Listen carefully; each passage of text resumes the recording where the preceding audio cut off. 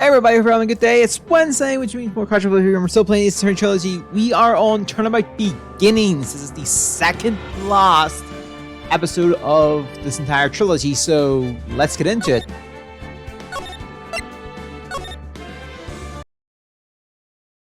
That the girl. Let her go. We'll see it all for himself. This is important, by the way. This case is important for quite a bit. Shut up! Come closer, and I'll kill her. Sorry, but you're not going to get the chance. Okay.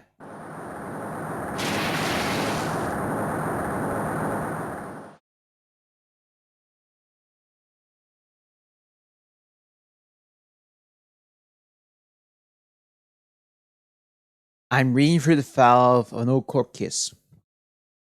It was the first case of my longtime mentor, Mia Fey.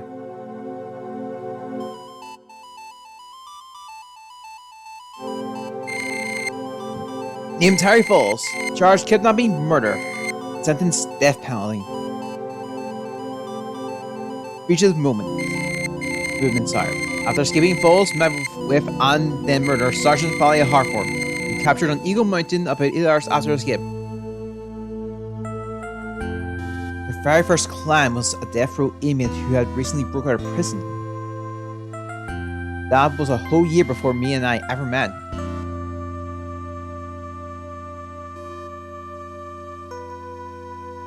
Six years earlier, Mia Fey's first trial. Oh yeah, she probably wanted death. I think this was the case that forced trials and tribulations to be pushed back a bit for EU. So keep that in know when we're going for this. Anyway, February 16th, 9:24 a.m. District Lobby, District Courtside, Defendant Lobby, number 4. I'm so nervous. I feel like I'm going to die. I never should have accepted this case.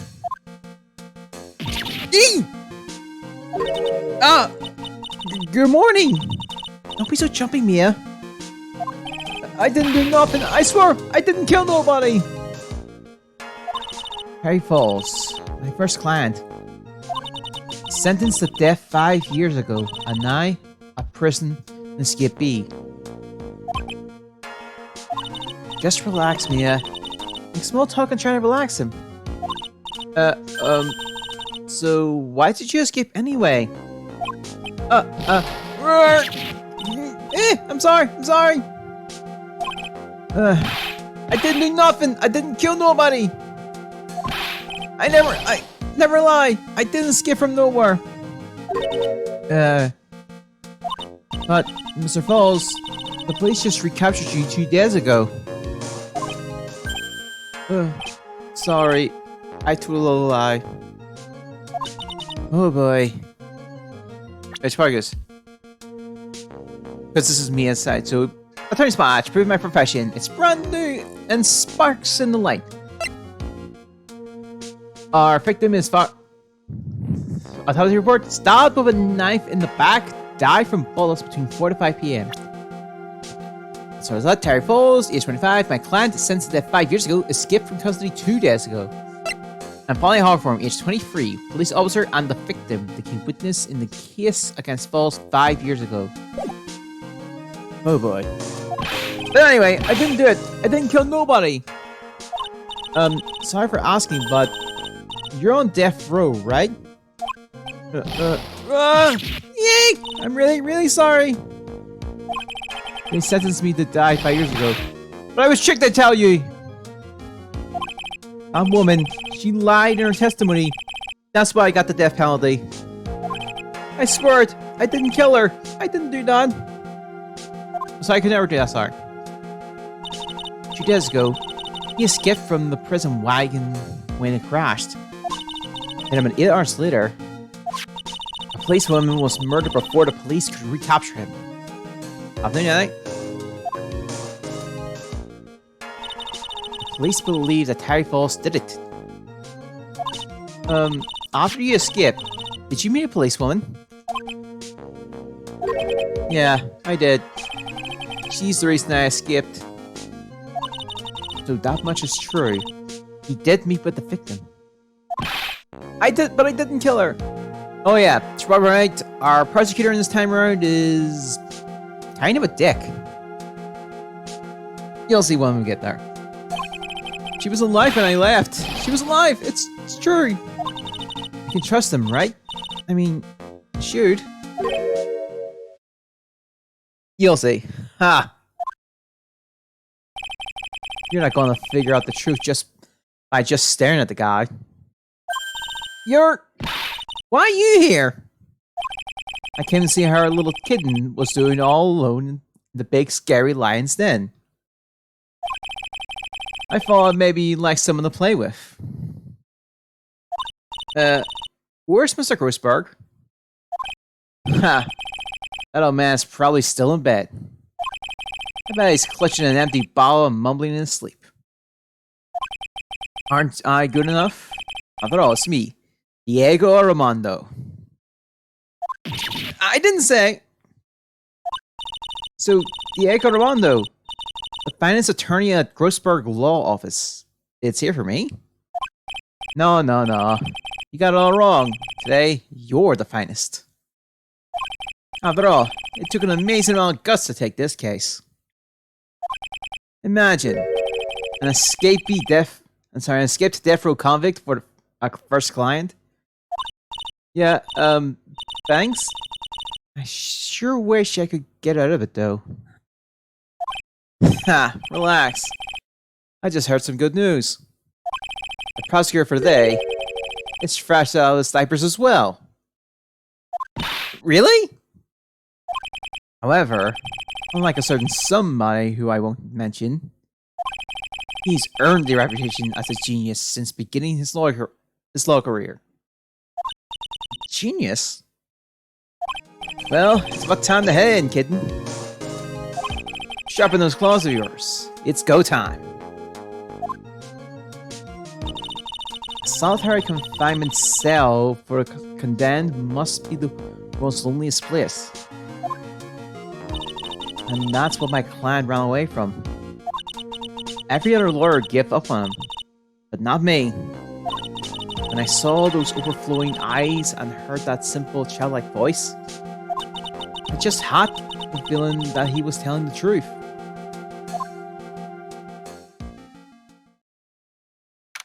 February 16th, 10 a.m., District Courtroom number 4.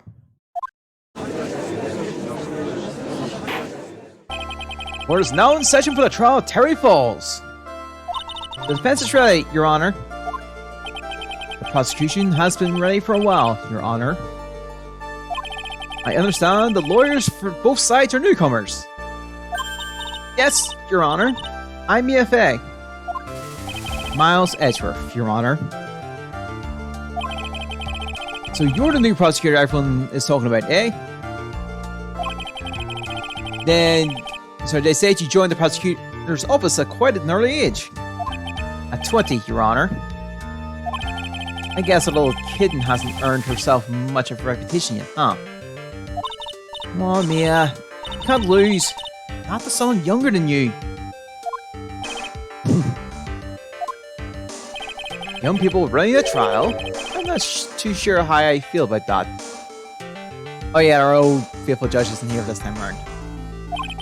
Now then, the defendant in this case is currently a felon on death row. 2 days ago, he escaped from a police wagon. Is that correct? Precisely. But the defendant is not on trial for escaping prison.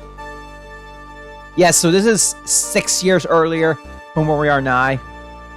This is MFA's first trial. On the day that the defendant escaped, a policewoman was murdered. Okay, because yeah, this is before we meet Edgeworth actually in Norman Ace Attorney. So we're here to determine if Mr. Falls was responsible for her death. You got it, kitten. Well, Mr. Edgeworth, that's your opening statement. Yes, Your Honor. It was 5 years ago.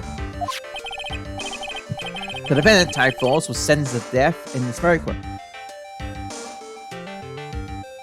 You'll see. Well, maybe. His crimes was kidnapping, extortion, and murder. The girl he threw off the bridge was only 14 years old. Truly horrible crime. I remember it well.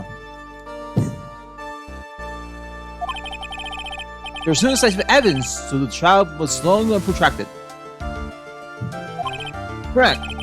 In the end, finally decided the case was a sudden witness's testimony. A witness's testimony?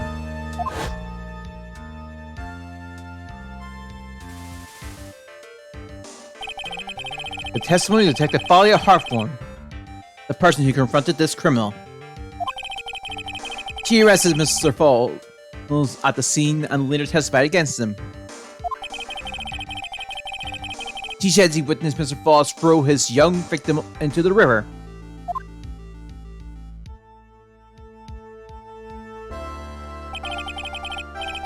For those who are not aware, Eagle River is well known for its powerful current. Most bodies that fall in the end are never recovered. Miss Hawthorne's testimony was the one that put him away. That policewoman you just mentioned, that wouldn't be exactly the victim, the same woman that was killed 2 days ago. Police Sergeant Thalia Hawthorne. Ah! I see. The man who was sentenced to death based on her testimony escaped 2 days ago. Only one thing on his mind. Take revenge against the woman who convicted him. Ah! The truth's coming clear to me now. Huh? Yes. It's quite obvious that the defendant is guilty.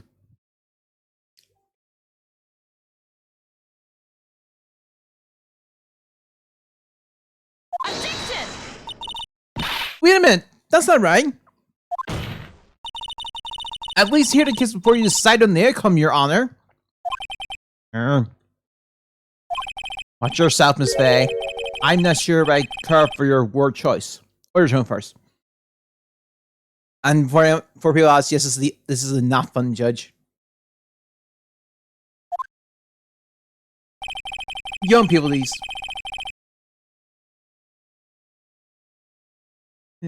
these days simply don't know how to respect their elders. Why, you're even younger than me, you hypocrite! Oh, then, Sheriff, please call your first witness. The other one's funner. I called the detective who was in charge of the initial investigation of this case.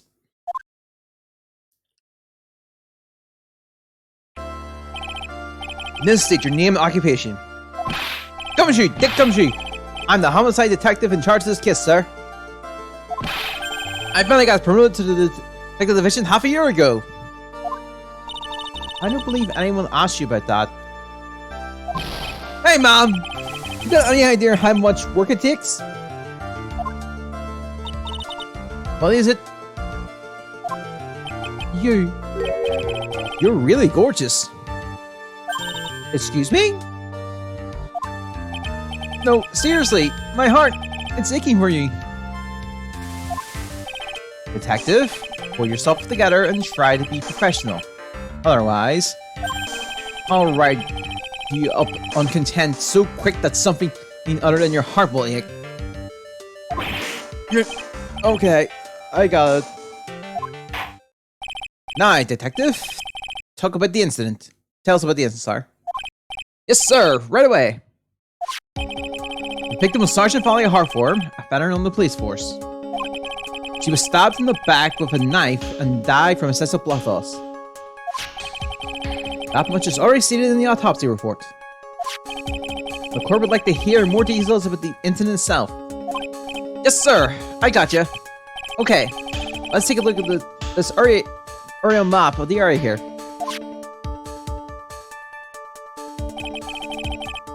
Right. This is a sketch of Dusky Bridge, an old suspension bridge. And the river that runs under there is Eagle River. And the victim and the defendant met there on top of the bridge. When they're standing here in the back, the killer carried the victim back to his car. He was recaptured at the police checkpoint as he was trying to make his getaway, sir.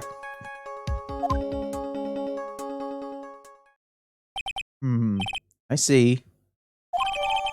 Look at the map. So, bridge is located 40 feet above Eagle River. Was the victim's blood found on the bridge? The victim, Sergeant Foley Hartford, was wearing a thick coat, sir. Unfortunately, no traces of blood were found on the bridge. Mr. Edgeworth, I warned you that I absolutely despise conjecture. Absolutely despise conjecture. If there was no blood on the bridge, then you have no proof that they even met there. Your Honor, would you listen to the testimony we have prepared? I'm sure you'll be convicted. If the two of them most certainly did meet on the bridge that day. Why, Mr. Edgeworth? I'm not sure I like you, wagging your finger at me as though I were some hoser. Detective, proceed with your testimony. Yes, sir. Here we go, Mia. Hang on. Okay, now, listen carefully, kitten. One little mistake and this guy will drink you for morning tea. Trust me and get ready. Summary of the incident. On the incident, an unknown person phoned the sergeant and asked to meet. Sergeant Hartford went to Dusky Bridge at the designated time and met with Mr. Falls. And that's where she was brutally murdered, sir. The criminal stuffed her body into his trunk car and tried to make a getaway. Mr. Falls was arrested at the police checkpoint we set up at the base of the mountain.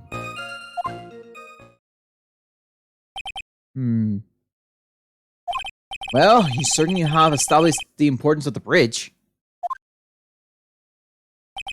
Naturally. Aye, would the defense please hurry up and proceed with the cross-examination? Yes, Your Honor. Cross-examination coming right up.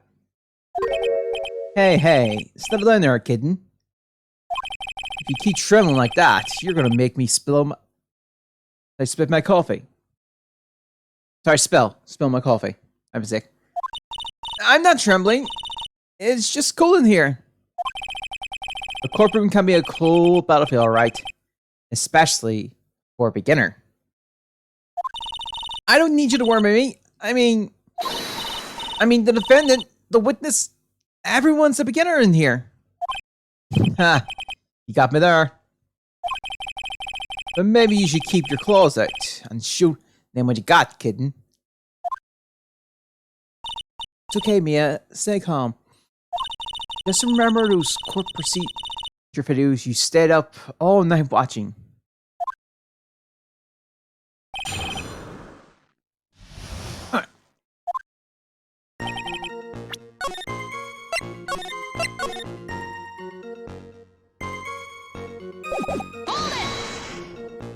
Hey, this unknown person, you have no idea who it might be, right?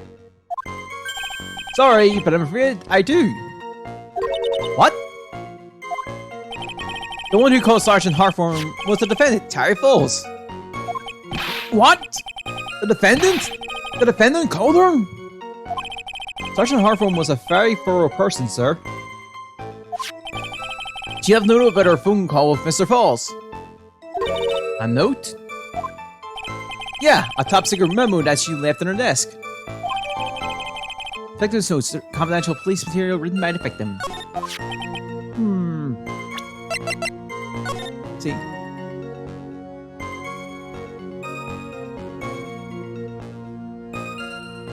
Oh. February 14th, 1:12:21 p.m. Falls at 4:30 p.m. at that bridge. Wear a white scarf for identification. Talk to Dahlia. Tell her this time the whole truth must come out. According to this note, it seems the one who called her to the bridge was indeed The defendant, Terry Falls. Yeah. Whose party there was it to keep that note from me? Ha, looks like the judge is even more sure of his verdict now. Listen up. Never ask a question if you don't know or I know the answer. It's the detective's fault. He's the one who said unknown person. Hey, now, don't make that face at me. I just said it that way because the prosecutor told me to. What's that? A trap? With that cute face, I didn't expect him to be so sneaky.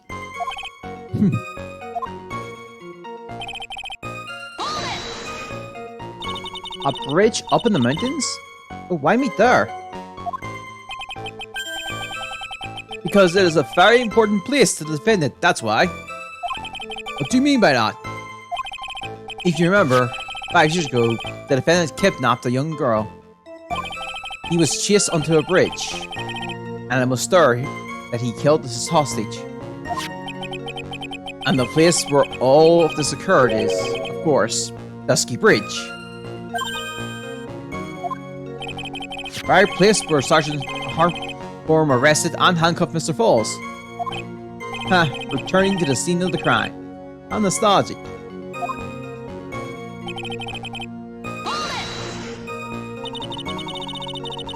Was the body of the victim discovered right away? Yeah, we saw, because we were really on the ball. We found the criminal within an hour of the murder. It was great! We even got to say, don't move! We got you surrounded!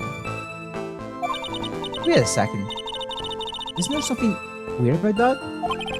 The location was the suspension bridge up in the mountains. So how did they find out about the crime so quickly? Sergeant Harper must have had mentioned the phone call to someone else, right? Ha! If that's what happened, then she wouldn't have been She never mentioned the phone call from Mr. Falls, but she left a note on her desk about it. If only I had noticed it earlier, maybe she'd still be alive. I wonder why she didn't mention the phone call to anyone.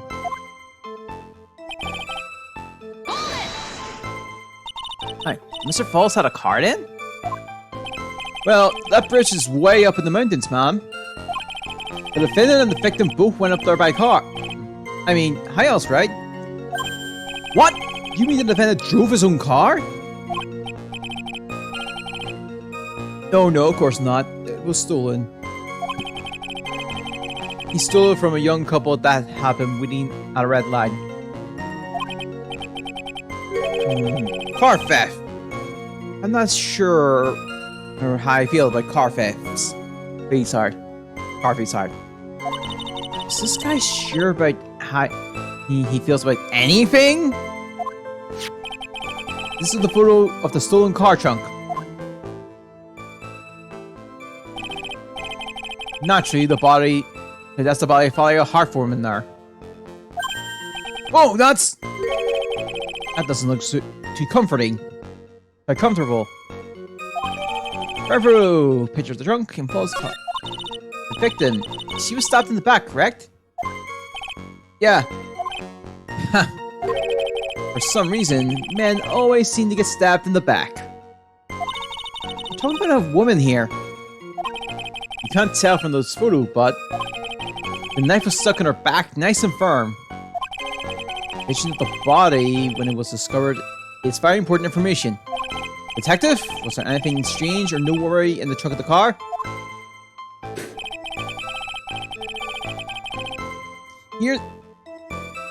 Here's a photo of the trunk, but I don't see anything strange, do you? Anyway. What did the defendant have to say about this photo? What he always says, Mom. I didn't do it! I didn't do nothing! That's all he says. Nothing? I wouldn't say he did nothing. At the very least, we know he stole a car. It's just what he always says, Your Honor.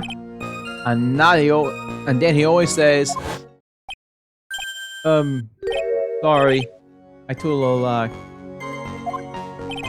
Or something like that.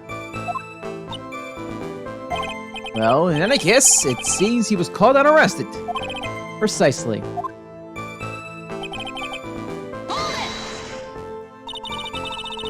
This certainly is some impressive police work. Well, no, actually, it was way too close for comfort. We set up that checkpoint just after 5 p.m. We figured that Mr. Falls might just try and run. What do you mean it was too close for comfort? The two of them arranged to meet at 4:30 p.m.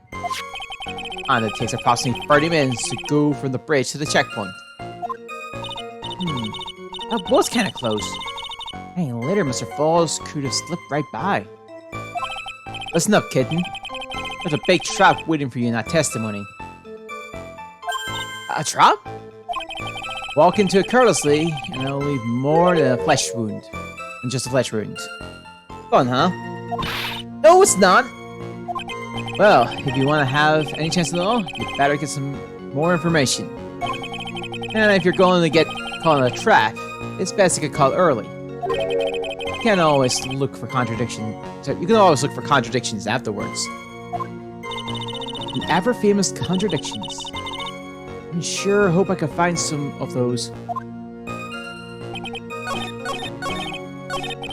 And I think I know it.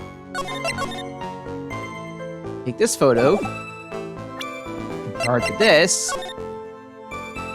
there's no white scarf. Objection! With this!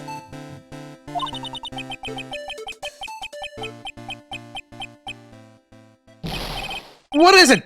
Do you have something to say, Miss Faye? I'm sorry.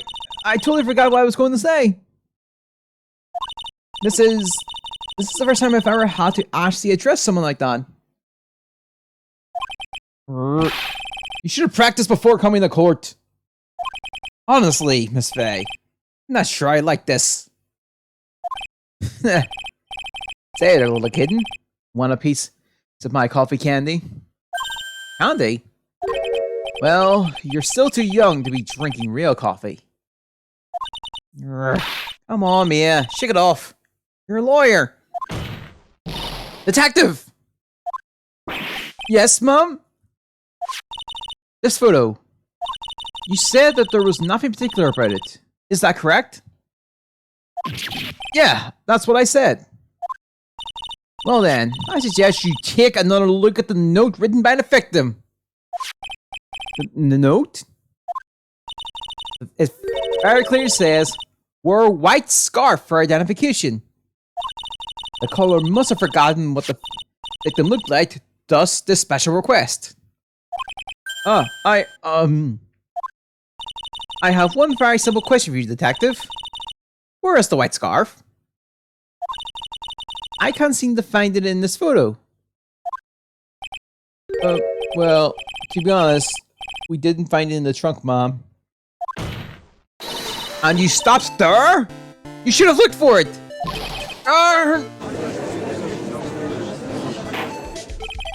The caller told her to where to identify herself. So I expect she did just that.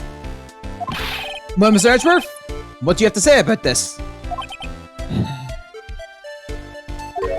I see the defense is a little lacking.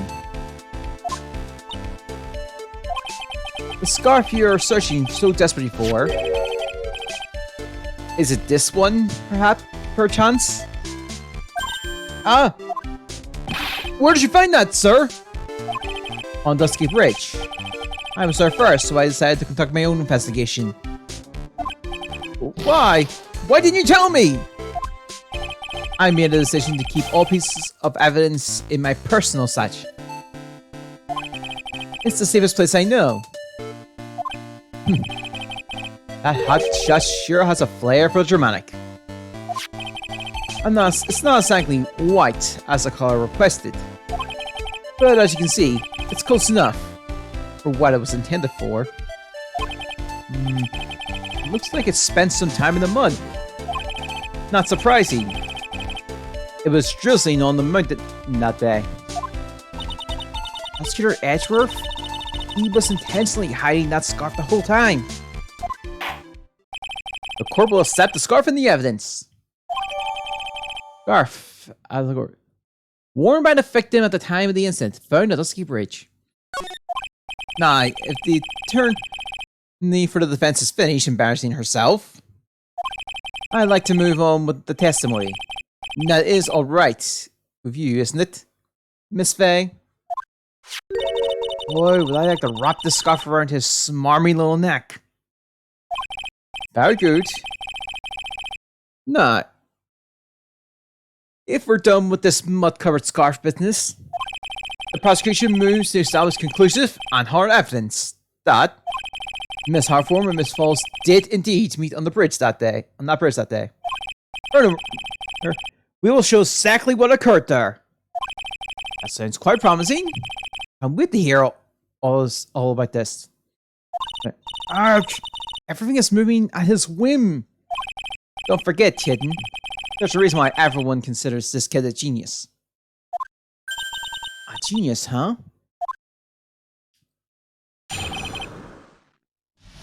Advance on the Z Bridge. Actually, there's an eyewitness who was there when the incident took place. This photo was accidentally taken by the witness. It shows the victim wearing the scarf, sir. I'm pretty sure I was actually meant to say victim, but I guess space was not there. It was drizzling that day. Unfortunately, it's a little hard to see what's going on. Anyway, the criminal shoved the victim down from behind and stabbed her in the back. That must have been when the scarf fell off. Looking at this photo, you really get the sense that that this bridge is really very high up. It is about a 40-foot drop from the bridge to the Eagle River down below. Sir Edgeworth? Who took this photo anyway? Let's just say that it was a well-intended third party. Aha! A potential witness! So why isn't this person in the courtroom? Well, they said they absolutely do not want to testify. The person in question is very delicate, Your Honor. Besides, as long as we have this photo, we see no reason to compel them to testify. I'm not sure how I feel about that. This photo seems to have been taken by the witness. So, as you can see, Harry Falls have both the motive and the opportunity. Oh, I think it's clear at this point what happened on that bridge. Aha! The truth is becoming clear to me now! Huh? Yes, it's quite obvious. He's clearly guilty. Not again! That's not fair! I haven't even done my cross-examination yet! What do you mean? Even... Alright.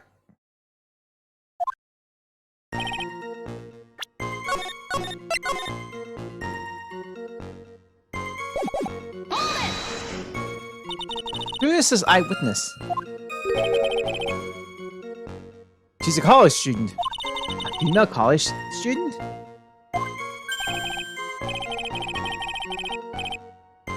Okay, that's right. Meaning she's female and a college student, Mom. Okay.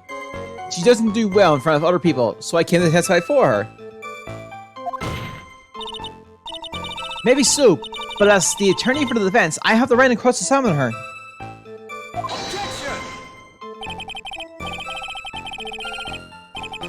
Okay, for the time being, we're not relying on the witness's statement. That's all. That is all. What is that supposed to mean? The prosecution has other, more decisive evidence. Our case doesn't rest on the vague testimony of a female college student. Female college student, eh? It means she's female and a college student, sir. If you absolutely must hear her testimony, you'll have to give us a good reason why. Please tell us more about the decisive evidence in question.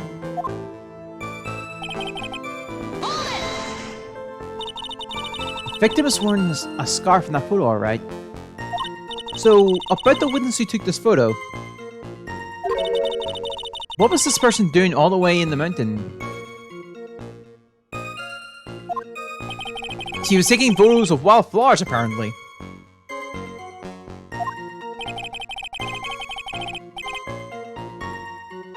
There are many unusual types of flowers on that mountain, Miss Faye. Okay. People in the area said it's because of the spirits that live there. The spirits? Now that you mention it, this photo. It's Cloudy Fall-like thing. Is it a ghost? I don't believe it! No, Your Honor. No. I don't think it's a ghost. Whistling, huh? That's right. There was a light rain coming down. The whole place was dreary. But not as dreary as the mood in this court room that night. Looks like a cold front just moved in. None of hiss? Point is that the area was quite damp. There was even some fog. I even slipped and fell while I was on the bridge. It was really something.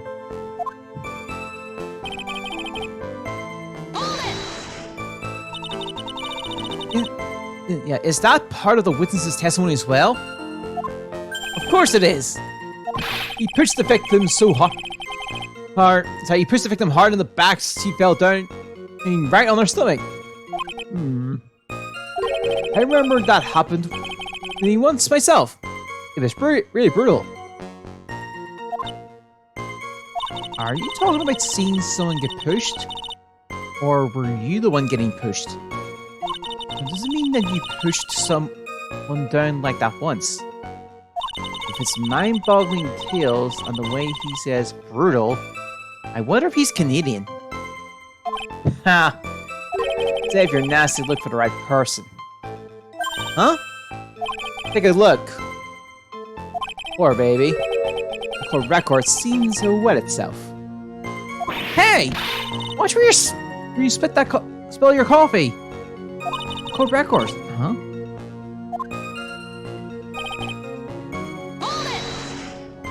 So in other words, there was a struggle between the criminal and the victim, huh? That's what the witness said. Well, it looks like she did remember about the scarf.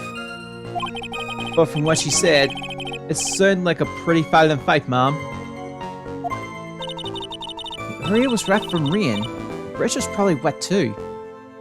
Which would explain why the scarf was all covered in mud. But just a bit about this testimony that still bothers me. Talk about a surprise. I had no idea there was a photo.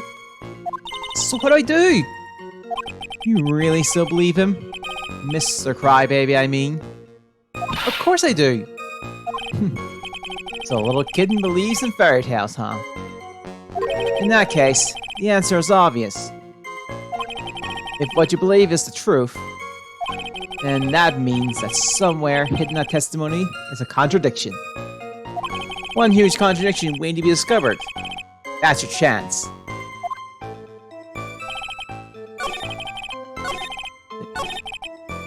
The criminal shoved the victim. What if... Oh, Diego did react to this a little. Oh yeah, there's no handprints. Anything. Or mud. Or being soaked. Objection! So at the time of the crime, there was a little drizzle coming down, correct? Yeah, I'm fogged. Oh, it's not wet! I'm fogged too. Just a genuine soggy atmosphere. Well, I have evidence that doesn't go with the soggy atmosphere. But this is a photo of the victim's body that was found in the car trunk.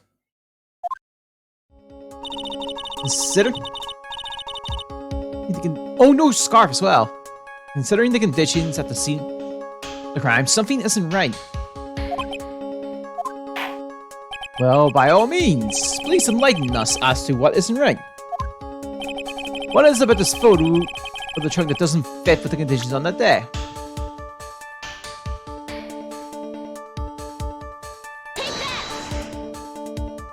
Naturally, the answer is right around here, I think.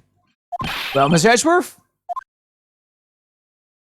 It seems to me that Miss Fay could use a trunk herself. What? One that she could hide all her better memories from this trial in, that is. Oh, you truly are a genius. A genius of sarcasm and wordplay. Oops. Looks like I really put my foot in my mouth that time. Oops. Just relax. Lick your wounds, it's clean, and then go after him again, kitten. No matter how bitter the memory, it can never be as bitter as dark black coffee. Alright, Mia, you've got the fake heart this time. Let me ask you.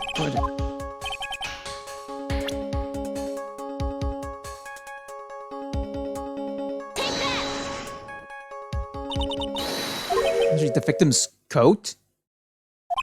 As far as I can see, there's nothing strange about it. That's exactly what's strange. Recall the testimony. What were the conditions on the bridge that day? It was drizzling and foggy. Dusky bridge was all wet.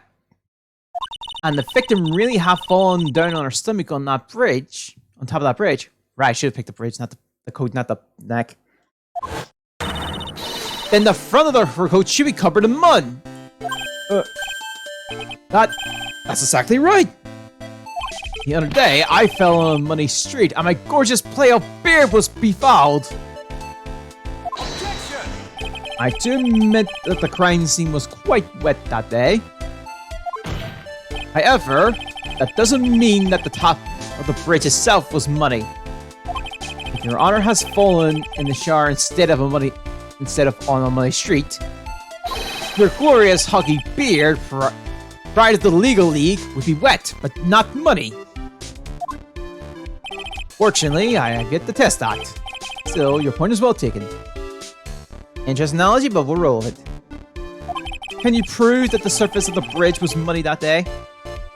The surface of the bridge? Huh. Ha, I'm real mad wouldn't stand for a taunt like that. Neither would a real woman. Of course I can. Here is the evidence that proves the surface of the bridge was muddy.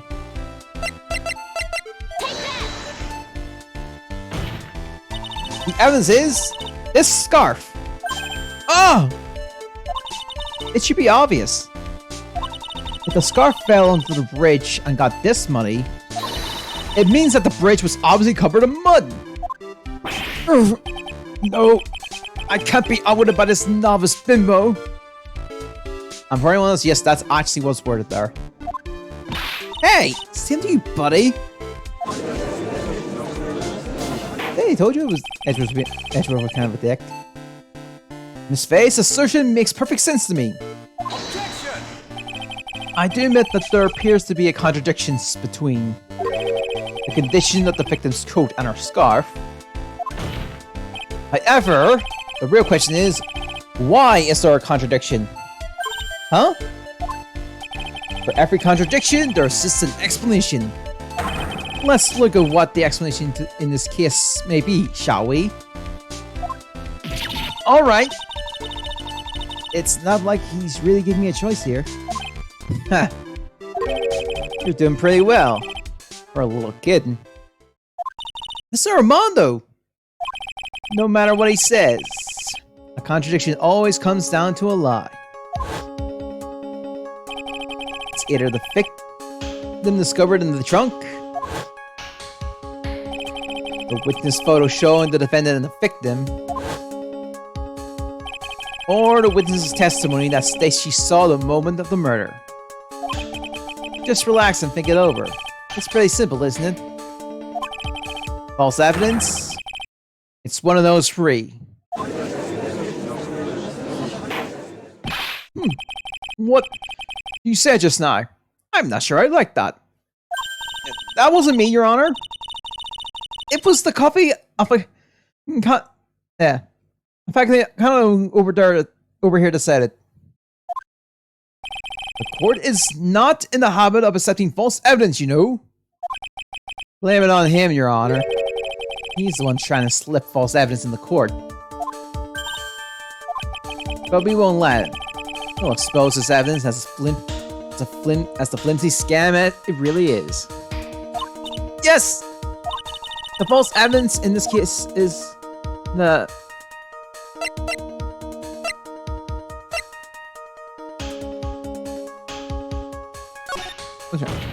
That's right. It's a no-brainer. Obviously, it's the witness that's not suspicious. During his earlier testimony, the detective pointed out a crucial fact. The criminal shot the victim down from behind and stabbed her in the back. Now, is that testimony exactly what the witness claims to have seen? Yeah, that's what the witness told us. That testimony, it's filled with holes. After all, the victim's coat isn't dirty at all. That's true. It's not just true, it's the truth. If there was a truly decisive witness in this case, I'm certain that boy wonder over there would have called them in the first place. Your Honor, the defense requests the cross-examine the eyewitness. The testimony presented so far is not only fake, but contradictory as well. Well, Mr. Edgeworth, it appears that we need to hear from your mystery witness after all. You should brace yourself for the brutal truth. Your Honor, the prosecution has no intention of hiding the witness from the court. We are preparing to present our witness at any time. We are prepared to present our witness at any time. Very well. Please bring forth your witness at this time. What Mr. Edgeworth said, it kind of worries me. What does he mean by the brutal truth?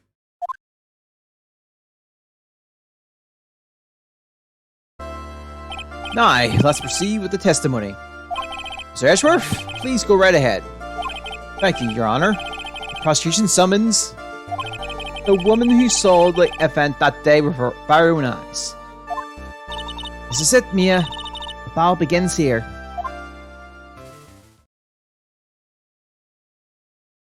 Witness, what is your name and occupation?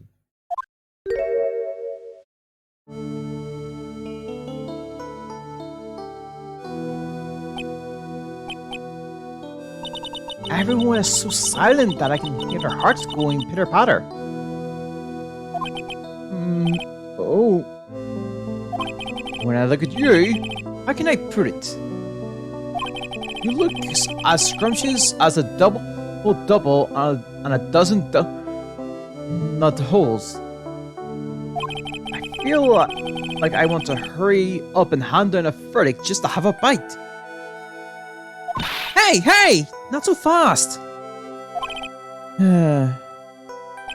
As I said before, this witness is very sensitive and delicate. I would ask the court to please exercise care when addressing her. Yes, indeed. Thank you, Mr. Edgeworth. You are a true gentleman. Miss Faye, you can learn a lot from this man. If he's such a gentleman, he sure doesn't act like one to me. Sir? Yes, my dear. This is my first time, so I'm sure I'll make a lot of mistakes. Anyway, I just want to say I'm sorry for all the trouble I might cause. Not at all! It's no trouble at all! Now then, may we please have your name and occupation? My name is, Melissa Foster. I'm a college student, a Frenchman in the literature department. You were on the scene when the unfortunate event occurred, correct? And you were the one who took this photo. Is that accurate? How could you be so mean? Now see here! What are you doing shoving down on her face like that? Huh? But it's just a photograph. It's not like it's something dangerous. Next time, I'll be forced to penalize you. Uh-oh. I don't like the turn this is taken. Is she staring at me? And you would be... Huh?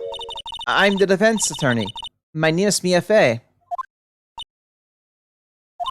I see. So you are... Now then, young lady. Could you please give us your testimony? Yes, Your Honor. I'll do my best. The witness's photograph. I was using my camera to take some pictures of wildflowers. Then I noticed there were two people standing up on the suspension bridge. Suddenly, they just started fighting. That's when I hurried and took the photo that shows the crucial moment. And right after that, I called the police. By the way, where were you standing when the incident occurred? I believe the map would be of help here. I was standing right over here. I was standing in a beautiful field surrounded by tall cliffs. So you took the photo from that location, eh? I brought the camera I was using at the time, just like Mr. Ashworth asked me to. Oh ho, what a camera! Just like its owner. Camera span at the corner. Miss Ella Foster took the witness photo with this. A small but powerful model. Alright then, Miss Fey, time for your cross-examination. But I warn you, make the witness cry again, and you'll feel the wrath of my grovel.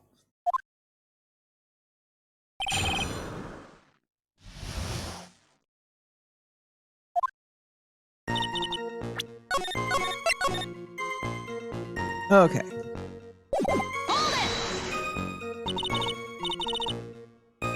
Did you say wildflowers?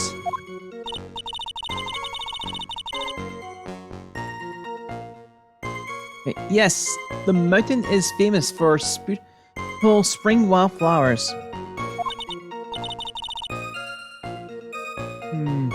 But it's only February.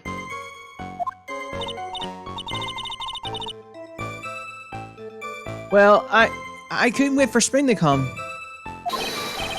Oh, I know just how you feel.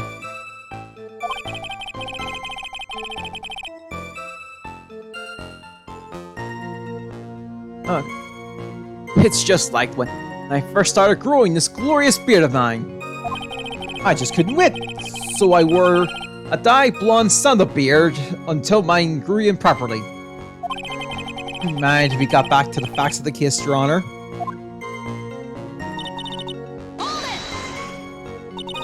Was there anything strange about the two of them? I'm a bad girl. I know I am. It looked like they were having a serious conversation up there. So I decided to watch them, like some kind of peeping Tom. No, not at all. Everyone is like that. I love watching other people fight too. In fact, I can't get enough of it. Actually, that's why I took this job in the first place. Too much info, Your Honor. In any case, it's perfectly natural for you to keep watching them, especially dressed in as they were. No, anyway, I was watching them very closely. Do you have any idea what they were fighting about? No, I have no idea. Why do you ask that? Oh, I just thought that you might overheard. That maybe you overheard what they said.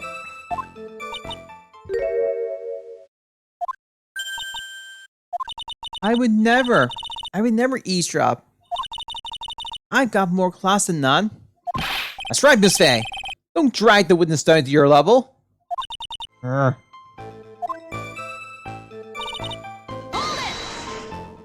worry, I got that sorted. Why did you take the photo?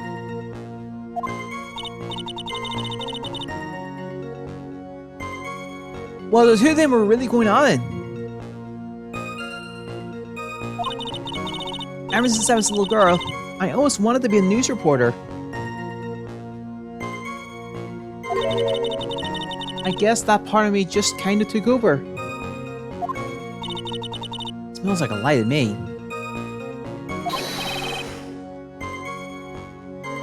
Okay, yes, I completely understand.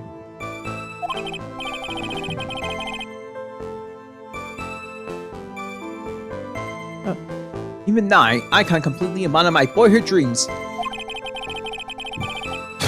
I still use my grandson to test my comedy routines on. You wanted to be a comedian, huh? Not that it has any bearing on this. All I could do is use my all I could do was to use my camera. So I took the photo of the crucial moment and gave it to the police.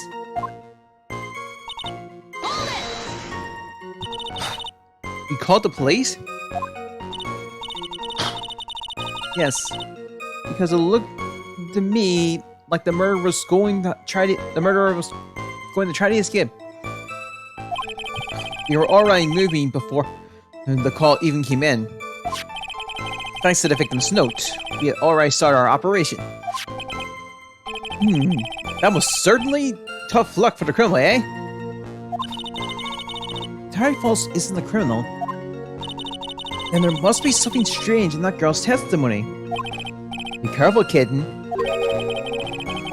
That girl has the judge wrapped right around her little finger. You're gonna have a tough time poking holes in that testimony of hers. You're gonna have to come up with something really good, Mia.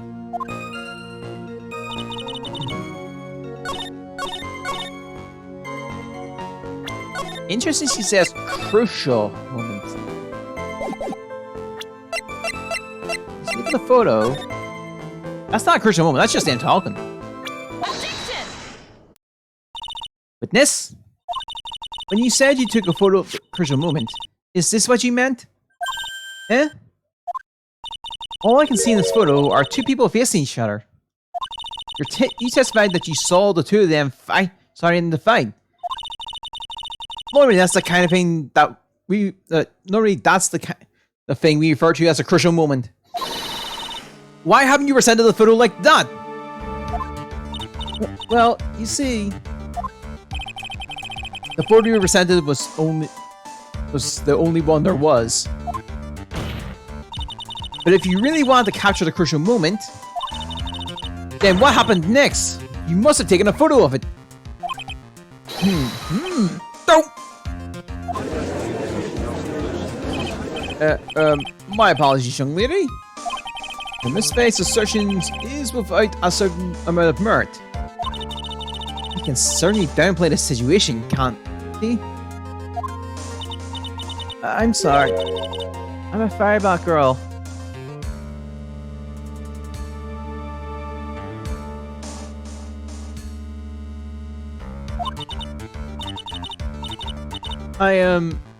You stood all up. The film, I mean. You ran out of film? This photo was the last one. What? Unfortunately, that is the truth. I personally examined all the photographs she took that day. All the other photos that are of the witness herself, played among the wildflowers. The witness herself? Then who took the photos? Well, you see, my camera has a timer feature built into it. So, you took the photos of yourself? You took photos of yourself? I remember taking some photos of myself once too. Please, no details. It seems that Miss Faye's assertions was not so decisive after all. Wait, just a minute! Well, if she had no film left, she couldn't very well take more pictures, eh? Miss Foster, perhaps then you could tell us about a different sort of photo. Photos of the incident that you took with your very own eyes. Mr. Edgeworth, you're quite the poet. Very well then, let's get back to the cross-examination. Let's hear your thoughts on the fight that you witnessed. Yes, Mr. Judge. Boy, this guy is really a sucker for sweet talk. Huh. It looks like the other kid in the room is the one that's getting all the attention. Yeah, it's sickening. I was using my camera to take... Yeah, I was using my camera to take some pictures of wildflowers. Sorry, did you say wildflower? Wait, didn't she... Oh. That's the same testimony.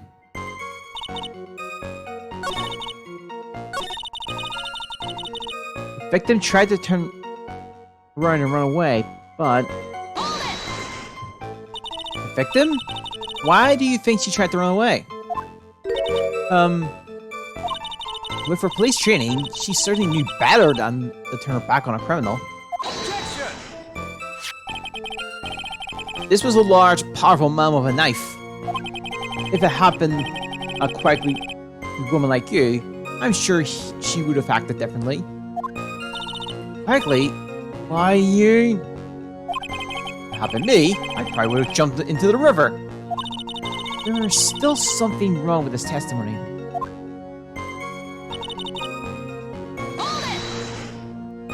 So you're saying Sergeant Hartford wasn't able to get away from him? Well, it's a narrow bridge, and it was swaying back and forth.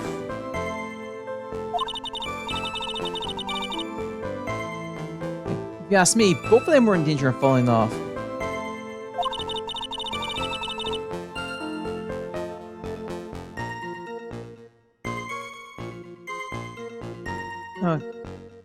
I only wish I could have done something to help her. That seems to make sense. I wonder about that. Something's kind of off. Ha, does it now? You've got a good sixth sense. When you feel like that something's off, that's when you need to figure out why. Terry Falls isn't the criminal. And there must be something strange in that girl's testimony. Careful, kid. That girl. Oh, wait.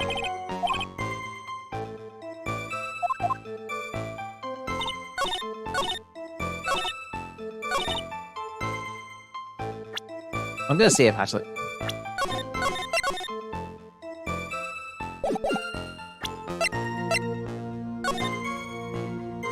Oh. Yeah, she couldn't have run. Because technically in the bridge fight, she would have fallen right off the damn bridge. Objection!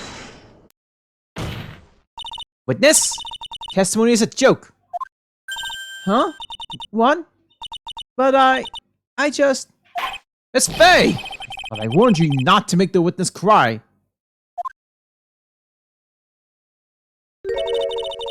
One short testimony and two bad contradictions. There's no possible excuse. You say there were two contradictions? It's simple. Take a look at the diagram of the area.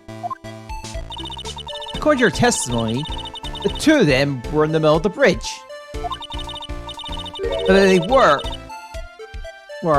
and the victim had turned around and tried to run, well then, she would hit a dead end. You said 10 yards, but she couldn't have ran even 5. Because Dusky Bridge is collapsed on that side.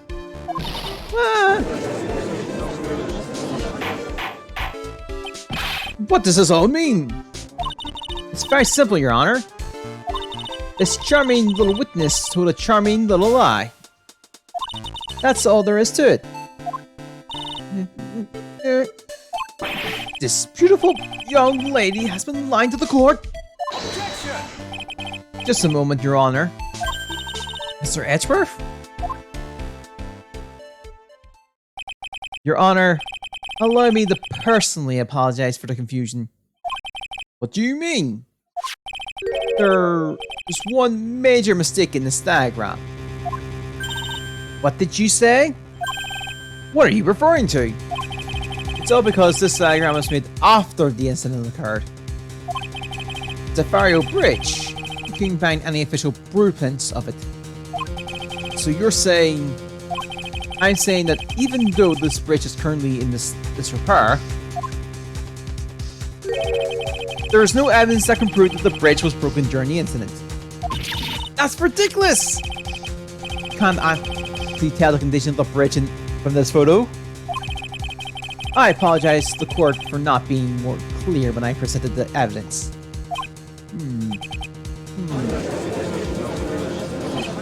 Ha! That guy is good. Huh? What do you mean? He planned it from the beginning. He's a genius, alright. That diagram of the bridge was his insurance policy. What? That coward! Well, Miss Faye, it seems you've once again made a reckless accusation. I'm so sorry. I should have been more careful myself. No. It wasn't your fault at all. Now then, shall we go on with the trial? I'd like to establish, once and for all, what it was the witness actually saw. Indeed. Alright, young lady. May I ask you to please proceed with your testimony? But it's so hard to go on. We're all on your side, Miss Foster. There's no need to worry. Just tell us what you saw. Yes, sir. Running from the crime. As he stabbed her in the back, he quickly picked her up in his arms. Then he carried her over to the car. I suppose that was the only way he could make sure the body stayed hidden. He couldn't just leave the body on top of the bridge. Oh, I'm sorry. I'm only supposed to talk about what I saw. Witnessing such violence must be quite difficult. It's been quite difficult. Yes, sir. I'm still shaken up. If he accepts this testimony as it is, we're finished. Don't say that. Oh well. Maybe I'll stop off at my favorite cafe on the way home. They make a real great mocha latte. This trial isn't over yet. Huh. That's what I like to hear. Alright, Miss Faye, your cross-examination, if you please. The contradiction is staring me right in the face, Mia. Go on the attack!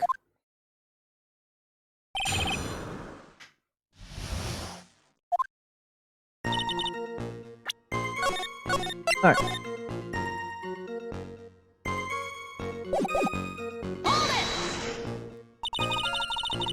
Are you saying that the victim didn't fall down on the bridge?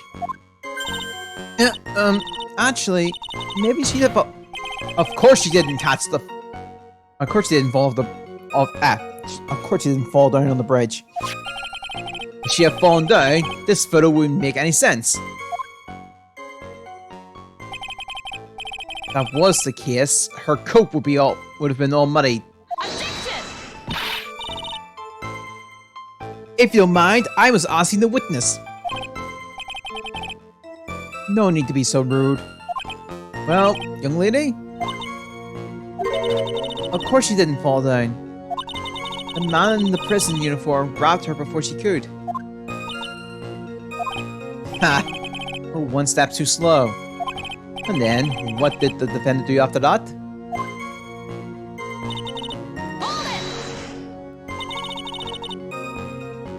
Sorry, you personally witnessed that? Yes. Did anything strange happen when he did that? Well, I don't know if you call it strange or not. But that's when the victim's scarf fell off. You mean this scarf? Her words matched what we found at the scene. I don't see any problem.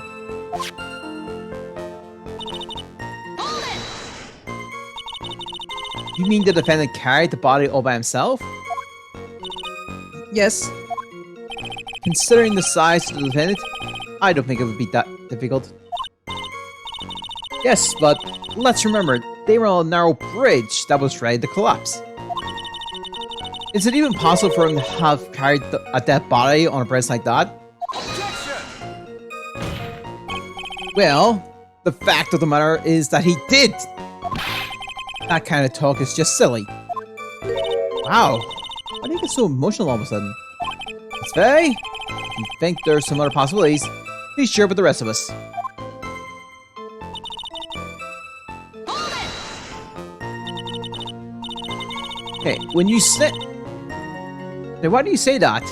It's already a broken down bridge, hidden away in the mountains. Doing anything more to hide the corpse would be going overboard, wouldn't it? Yes, but that mountain is famous among hikers. A surprising number of people go up there. But it's February, right? And it was raining that day, correct? There's also a small temple and a channeling dojo there. You know those monks? They just love cold, isolated places. I think the witness is trying to say that the corpse would have been found at any time. Besides, the witness is merely reporting what she's witnessed with her own eyes. Hold it! Are you absolutely certain that it was my client who was carrying the body? Well, he was wearing a prisoner's uniform, but as for his face, you were saying that you didn't get a closer look at his face? Get a clean look at his face? Well, they were far away and was raining as well. I thought it was only supposed to say I thought it was only supposed to say exactly what I saw. Excellent! You're a remarkable, honest young woman. Something about this testimony is bothering me. But what? Hey, kid. Have you ever put salt in your coffee? No? Why would I? Why not? Huh? It may actually go better with coffee than sugar, right? Listen, my point is, if you're not sure, you might as well add a ton of salt to it. Might bring out the rust in something. Like a piece of evidence. He's right, Mia. We'll present something. You've got nothing to lose. By the way, I wouldn't put salt in my coffee. The two don't go well after all.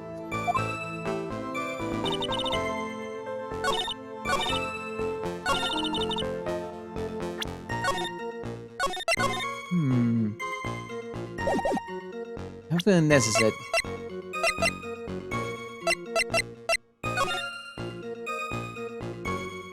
Oh! Objection! Oops. Or I think this one's. I'm thinking there. You have no problem, but we do have a penalty. There wasn't a problem. You could just last.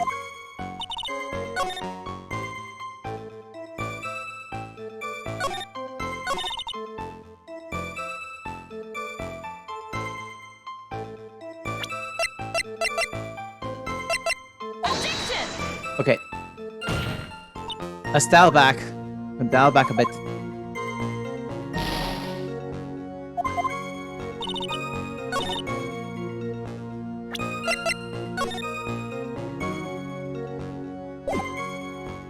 Objection! Might I? Okay. Let's get the points back and then we'll think more.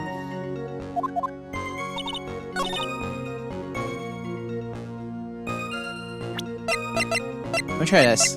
Objection! Okay, nope. Let's reload.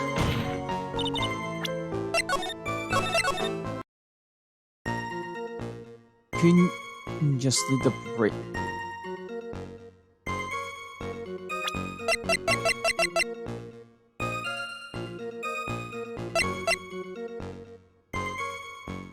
Objection! Damn it, why did I jump that gun?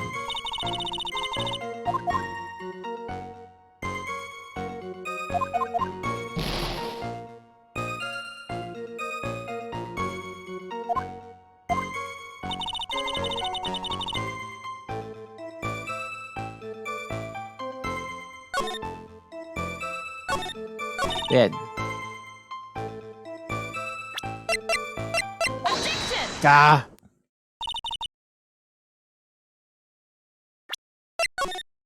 Let's get the points back this time around. Suppose... Good for throwing off the bridge. Objection! Could he just run off the damn bridge? A killer not wanting his victim to be found? I can understand that.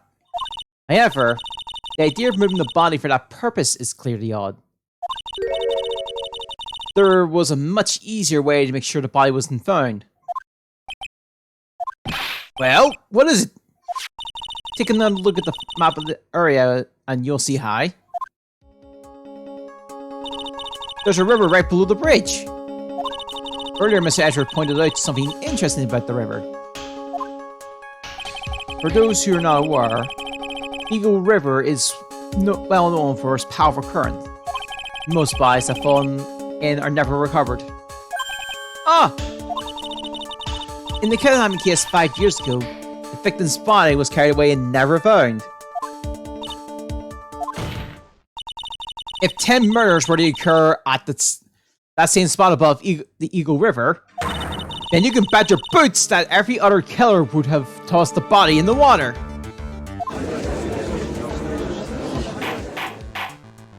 Order, order, order!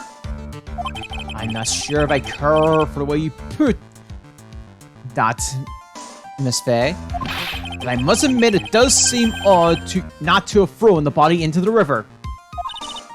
Ooh. Well, Mr. Edgeworth? How sad.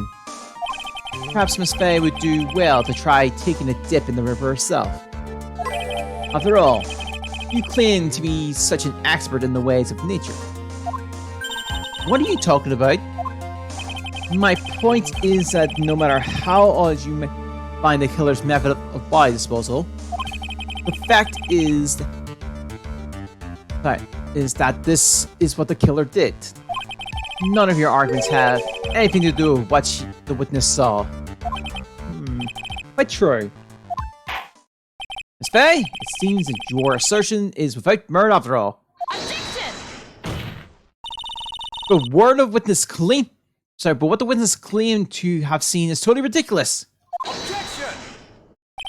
Surely you can't deny that the body was found in the trunk of the car. That's certainly consistent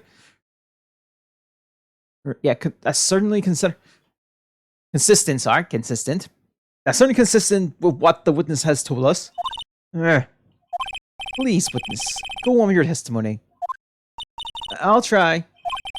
All you have to do is tell us only what you saw. Otherwise, the mean lady might yell at you again. Who's he talking about? Alright, I'll do my best.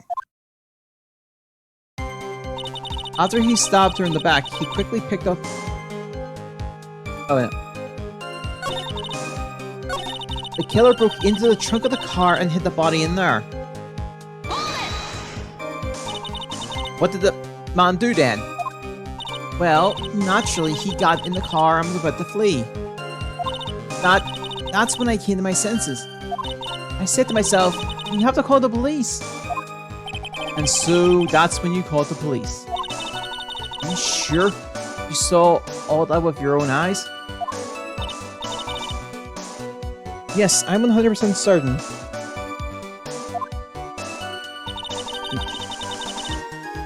So this is a new statement, and I think there's something wrong with this statement.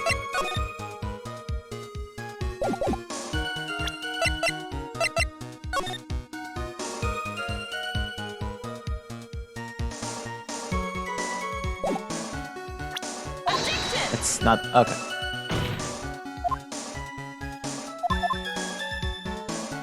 I jumped the gun there.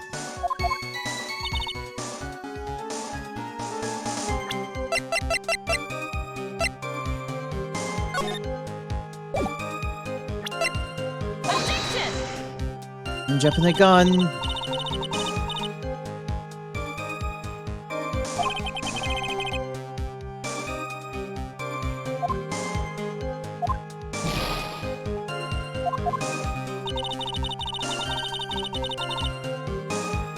Okay.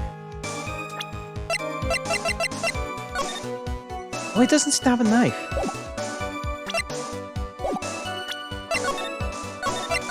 Or at least that's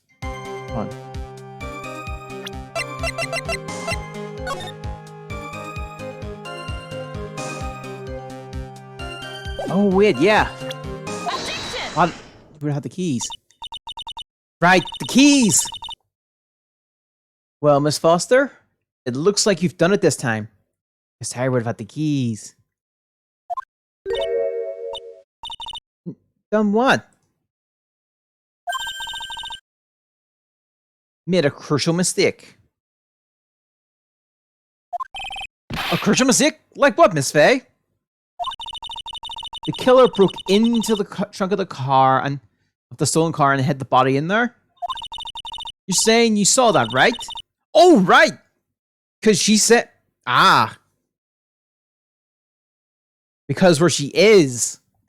You look at the map. Where's the map? Where's the map? He claims she was past the mountain, behind... Trying to think of it. Say, bottom left, just above the tree. Like, little branch there. Like, the bushes there, I guess. Or trees. She couldn't have seen it.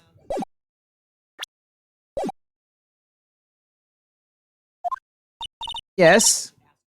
And? It's simple, Miss Foster. Take a look at this at the diagram. The place you claim to have taken the photo from that day is here.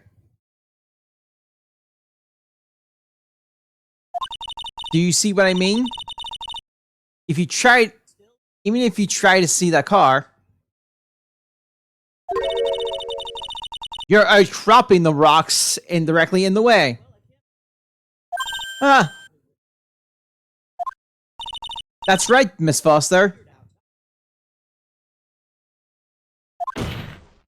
From where you were standing, you could not have possibly been seeing the killer's call.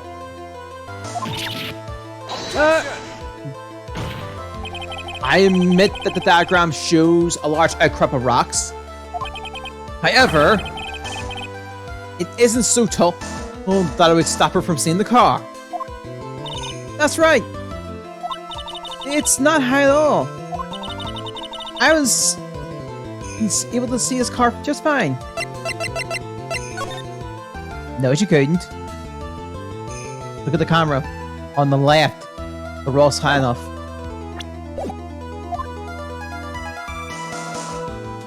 I'm so sorry. But that just doesn't wash. I believe it was the witness who presented this as evidence to the court, yes? This is the location that the photo was taken from. If your own photo tells the whole story, you can clearly see the left side of the bridge. But the outcropping that is being referred to is really more like a cliff. Ah! Your view should have been completely cut off by this cliff. But you still claim to have been able to see the killer's car. Oh! Order in the court. What is the meaning of all this ballyhoo? Your Honor, don't jump to any hasty conclusions. The fact that the he fled in a stolen car was reported on the news. And after witnessing the murder, I'm sure you can appreciate that the witness was very upset. She must have heard about the stolen car and convinced herself that she saw it. Objection! But she was repeatedly warned. She was repeatedly warned before starting her testimony. She was supposed to testify about what she saw with her own eyes. Oh. Mr. Judge? What is it? I think I must have remembered something wrong. Hold it! Hey, wait a minute. You can't just say that. Objection! Miss Faye, no one on the face of this planet is perfect. Yes, indeed. Quite true. You know what they say. To err is human, to forgive the fine. I'm inclined to give the benefit of the doubt to our witness here. What? That's not fair! Ha. Save the tears for later, kitten.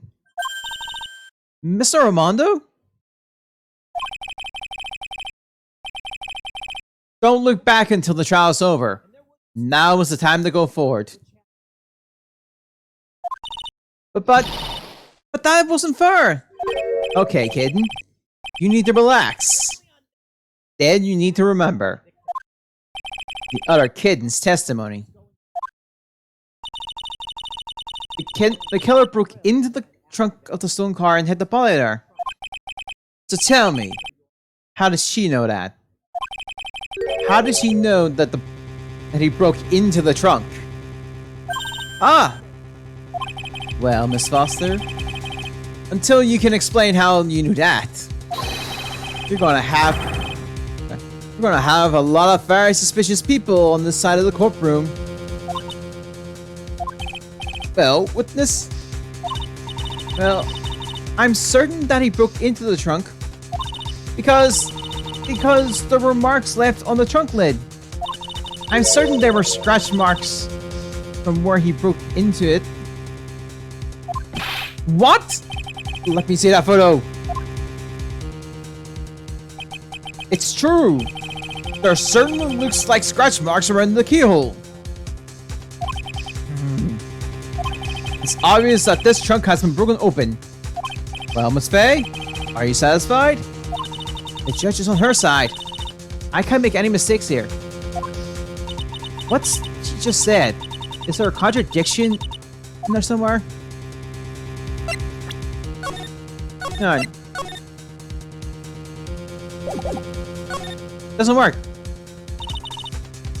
Melissa Foster? It looks like you finally betrayed yourself. What? You said that you were in a field taking photos of wildflowers. But even so, you knew about the scratches. The question is when? When did you get a chance to see those scratches? Finally. I finally got her. Ha! I'm getting pretty tired of waiting over here. And perhaps it would be faster for Miss Faye explain herself. Your Honor, there's only one possible explanation. The reason the witness has seen the scratches was...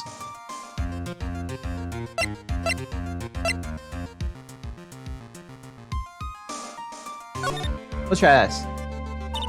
There's only one way that the witness had the chance to see those scratches. After Jason, hope you get there. Yes, what is it? Naturally. When she opened the trunk and stuffed the corpse in herself. The person who really hid the body in the trunk of the car was... Melissa Foster! It was you that did it, wasn't it? That's ridiculous! I could never. It was the man in the prison garb. He's the one that... I don't think so, Miss Foster. If Mr. Falls had been the one that put the corpse in the trunk, he would have simply used the car key. There was no need to break it open. But he stole the car. He stole it from a young couple that had been waiting at a red light. I hope I'm going to choose it.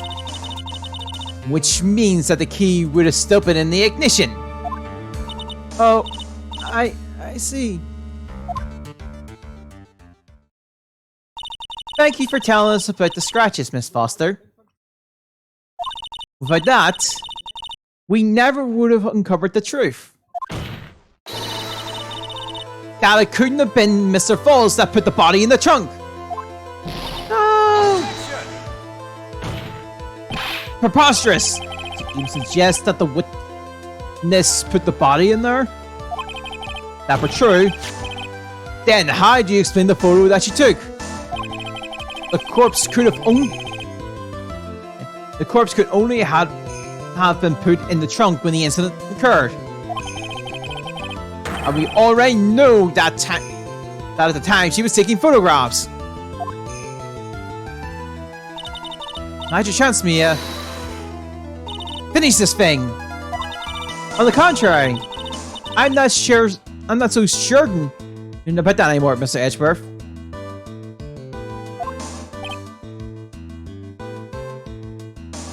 Alright.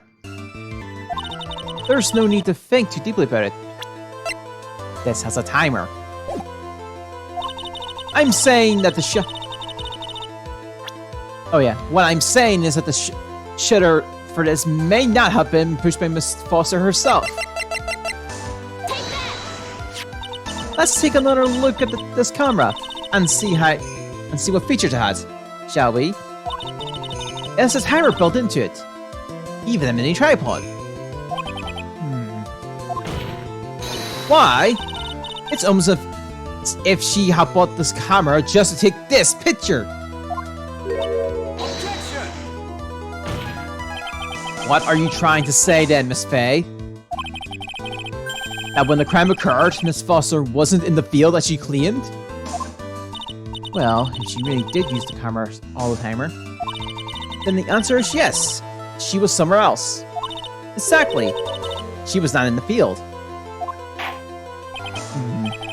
Would the defense please explain further? Listen, this is a crucial point. Where was Miss Foster when the incident occurred? In answering that question, we'll also make clear Miss Foster's true identity. Well then, please answer this question. Where's Melissa Foster when the incident occurred? It's kind of obvious.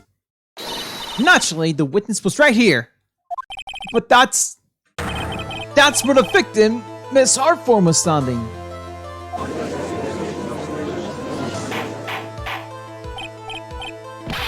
Okay, order! Miss Faye, what on earth? Your Honor, if I may. After partying with the victim on the bridge, the defendant fled by car. But this would mean that there was no time to put the victim in the trunk. In other words, if someone put the body in the trunk, it could only have been before the defendant met the victim. Objection! Hi, asinine. Of course Mr. Falls met the victim. Met with the victim, sorry. The only person with the opportunity to have put the victim in the trunk is the same man that killed her, Terry Falls. Objection! You still don't understand, do you, Mr. Edgeworth? By the time the witness' photo was taken, the victim was already dead. The person in the photo was not Thalia Hartform. Objection! What? I've never heard anything more ridiculous in my entire life. Well then, prepare for the future then, Edgeworth. You'll be seeing a lot of that. And who exactly is the victim in this photo? It's obvious, isn't it? It's your own witness. What? It's the only possible explanation. The woman that Mr. Falls met on the bridge that day was not Thalia Hartform. It was you, Melissa Foster. Me? Let's remember that it was really and foggy on the mountain that day. Mr. Falls himself believed that the woman in front of him was Thalia Hartform.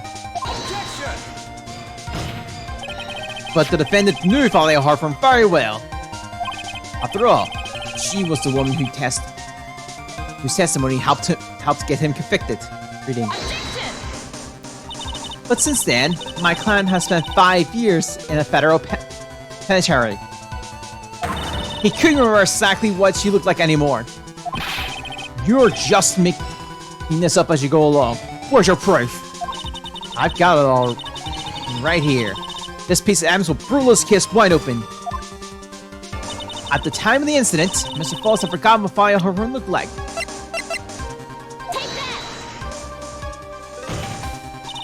Mr. Falls has forgotten the victim's face. That is why he needed some piece of identification, namely this muddy scarf. It was Mr. Falls who requested that she wore this scarf to identify herself.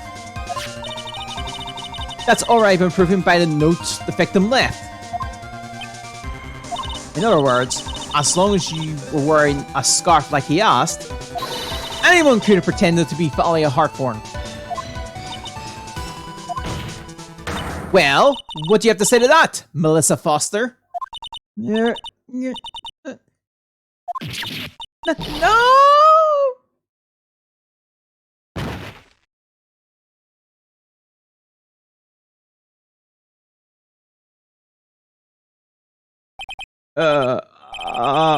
Where's Miss Foster? She's collecting herself in the lobby. It's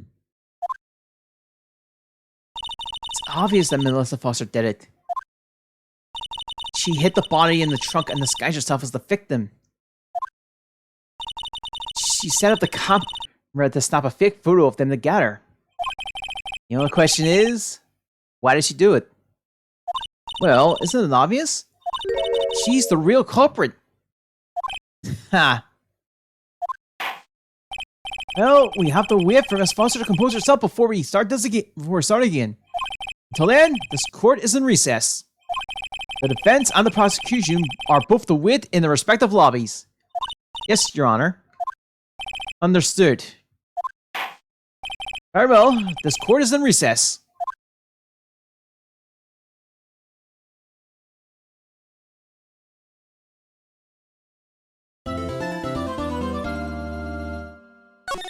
Let me move on to the next part.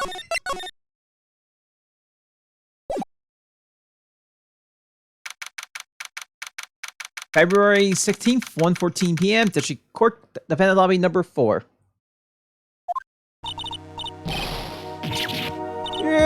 I'm sorry. I want to say thanks. You're real good. You really hooked me up. Thanks, we're almost there. Once I've proved that she committed the crime? Yeah. But there's one more big obstacle we gotta get past. Obstacle? Yeah, motive. Why would Melissa Foster kill that policewoman anyway?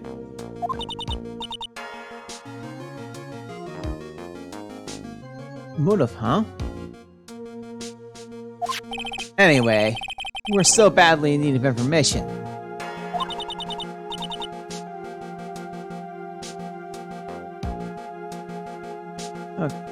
Information, right.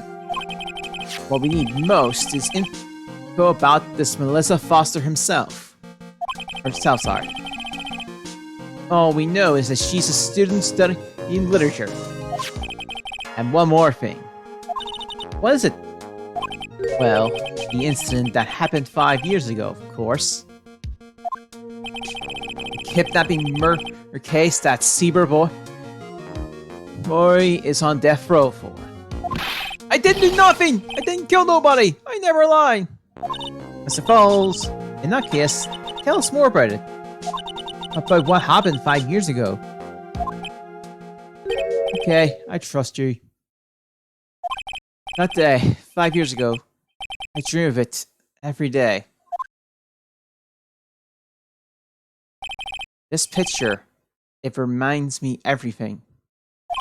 The bridge looks same, just like then, 5 years ago. Looks like it could fall apart at any minute. So it's been broken like that for at least 5 years? Ha! Sorry, buddy. But you sound like the one that could fall apart at any minute. It's true, I didn't. I did kidnap her. 5 years ago, I kidnapped my girlfriend, Thalia Hartthorn. Your girlfriend? Huh? Hey, hold on there. You say Hartthorn? The victim's last name. Thalia Hartthorn. Thalia's little sister. What? Are you serious? The girl. Let her go.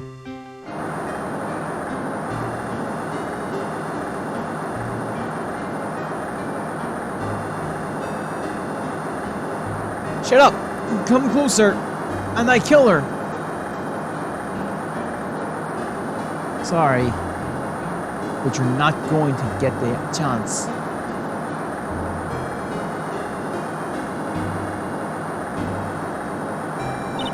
The detective back then was folly a heart there.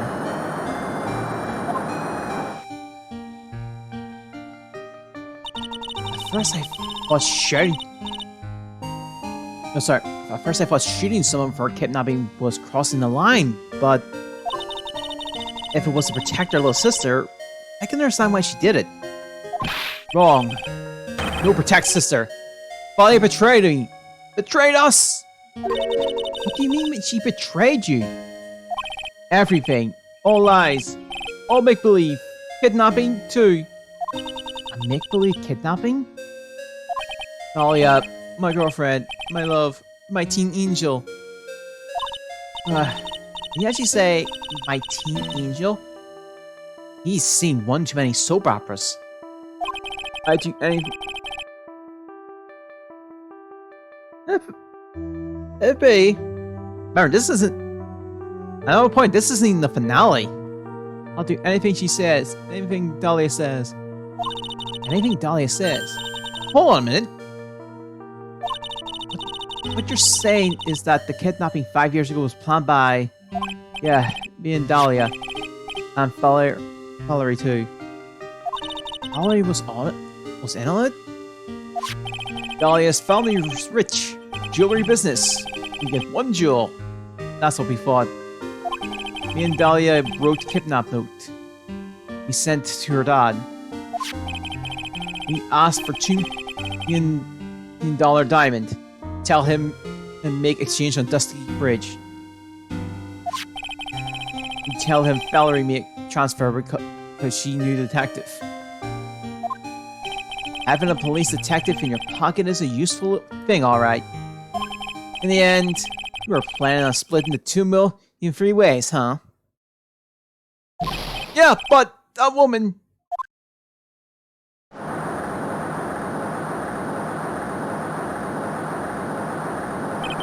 That woman, Valerie, she'd do it for real.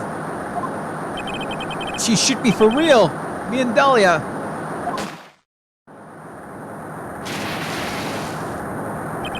I was shot in the arm. Dahlia, she jumped in river.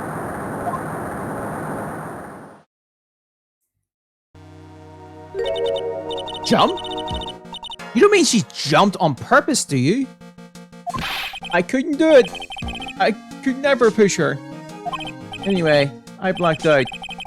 Wake up with police all over. And that's when they decided to give you the death sentence. I couldn't believe it. A woman! She betrayed me!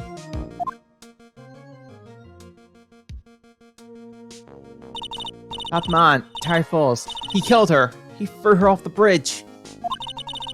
He threw my beloved sister into a roaming river 40 feet below.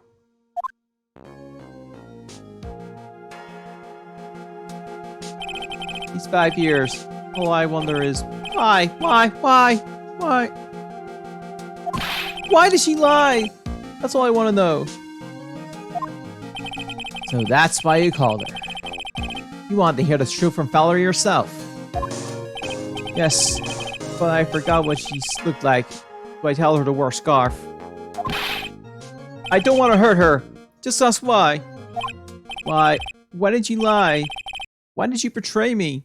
I just want to hear an answer come from her mouth. That's all. So that's why. That's why you made a crazy escape like that. Just one thing, Seaber boy. My senses are tingling all over.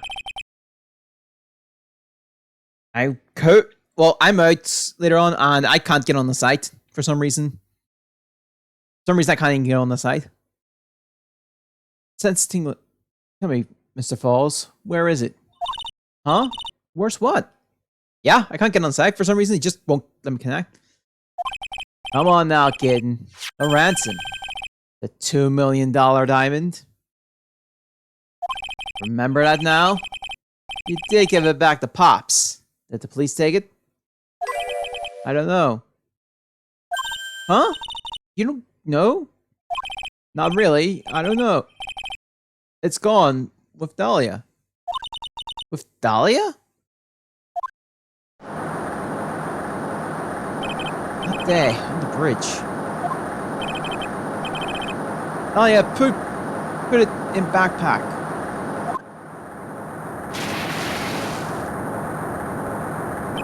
Now gone with Dahlia. Gone forever. Into Eagle River. I'm gonna try now.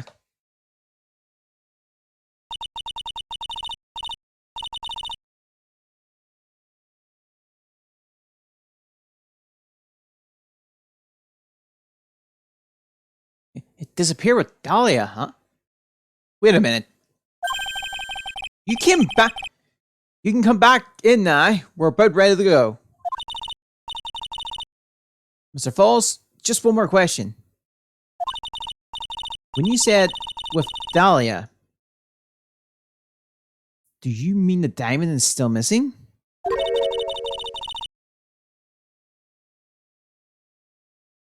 Along with the body of Dahlia Hartthorn?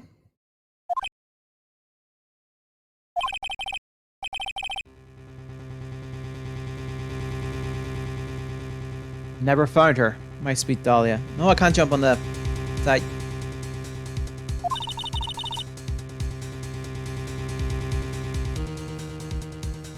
It's unfortunate because I do want to practice some decks. Never found her.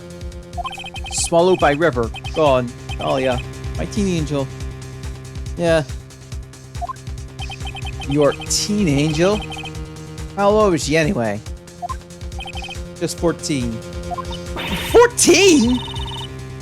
I guess you were robbing creeps before diamonds. You planned a fake kidnapping and disappeared into the river with a rock worth 2 mil. Man, oh man. Angels these days. Falls takes the fall and gets a one-way ticket to death row. Is Dahlia Hartthorn an angel, or is she really a... It's time, kitten. Looks like we have a few more aces up our sleeve now. You bet. And it's out of the gold record. A $2 million gem used as ransom for Dahlia, lost in Eagle River 5 years ago. The training wheels come off now, Mia. You've got to strike while the iron is hot. That's one of my rules. Remember it. February 16th, 1:49 p.m. District Court, courtroom number 4. Now then, let's continue with the trial of Mr. Terry Falls. Miss, are you feeling better? Yes, Your Honor. I'll try my best. You're a brave young lady. Not this again. I can understand the defense lawyer wanting to get her client off the hook. However, to try to pin the crime on an innocent student is... Oh. This is Marissa Foster, Addy. This isn't Dahlia Hartthorn. What are you talking about? My witness is not the person on trial here. She is an innocent bystander who witnessed a violent crime. That's all.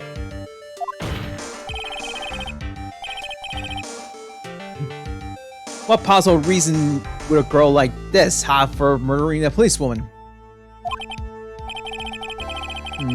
It's certainly hard to imagine this woman as a murderer. Motive, huh? I figured that's what I have to establish next. Well, Miss Faye, do you have any evidence of motive? Yes, of course, I think. You're still acting as tame as a kitten. Mr. Armando! Listen, a lawyer is someone who smiles no matter how bad it gets. Smiling on the outside where your guts are twisted in knots is the mark of a pro. Maybe so, but I wish you would quit grinning at me all like that. Excuse me, may I speak, Mr. Judge? Of course! Mr. Judge is right anytime you like. I like to say something some people here are suspicious of me, right? That's why I at least want you, Mr. Judge, to know that it's not true. I see. You're such an honest and upstanding young lady. It looks like this witness is a real professional. What do you mean? Look at that 100-watt smile.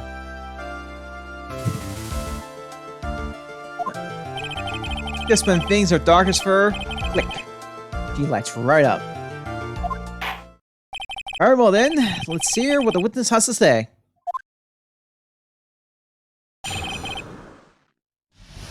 Melissa Foster's history. I was out of the country until the year before last. Until I entered college, I've never even been to Eagle Mountain before. And I certainly don't have any reason for wanting to hurt a police officer. Holding a grudge in killing the officer who testified against you 5 years ago? Or kidnapping a poor girl? I think the defendant is a terrible, horrible monster.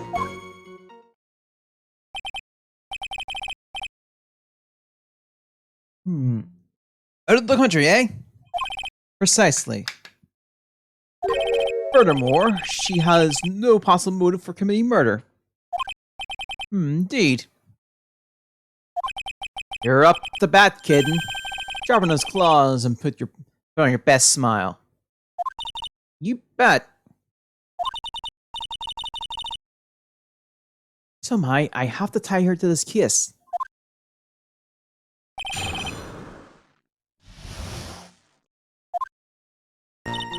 Alright.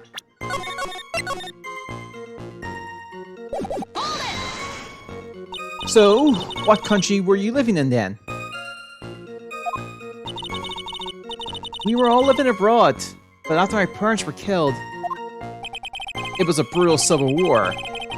She had to try to make her way back home alone. I lost everything. I didn't even have any personal identification.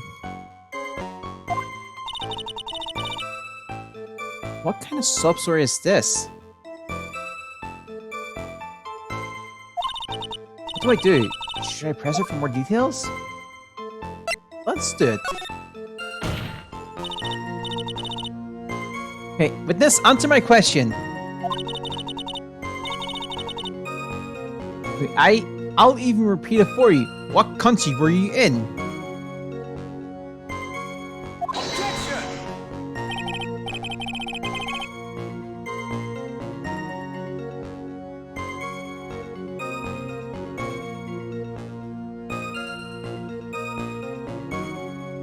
Okay. Your Honor, this line of question is childish. What country was she in and how many languages she may speak is relevant here.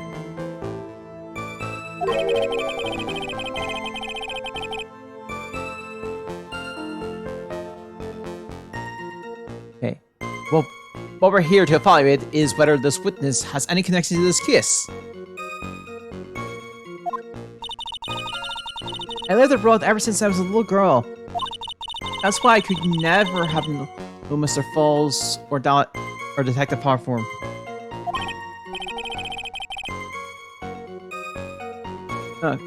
Yes, I think we established that point.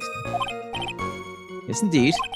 Well then, shall we add what you just stated to the official testimony? Yes, please, Mr. Judge. Naturally, I didn't know either the victim or the defendant.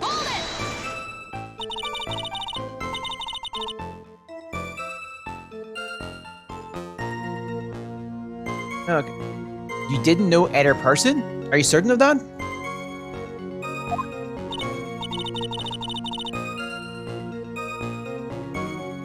Okay, yes. I'm afraid I'm rather shy around people.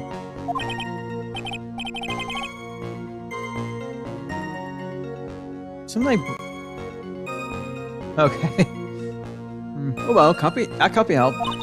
Why is he just agreeing with everything that comes out of her mouth? The first time you saw either of them was when they were on the bridge, correct?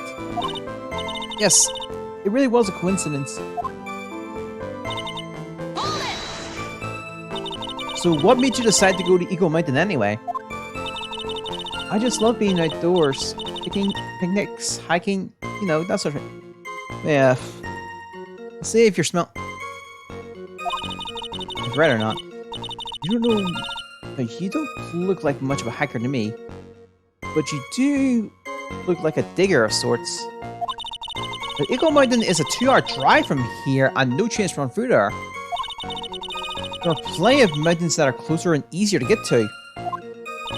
Well, I went there once with a college hiking club. I fell in love with its stark, desolate beauty and its cold yet romantic gloominess. Didn't know you were such a goth. By the way, what was the name of your college? Objection! The prosecution objects to any questions that involve the witness's private life. All that matters is that she is a material witness to the crime. The witness doesn't need to respond to questions that are clearly malicious in intent. Thank you. She's really gone too far. Faye, you're treading on thin ice here. I hardly say anything. Look quite sensitive.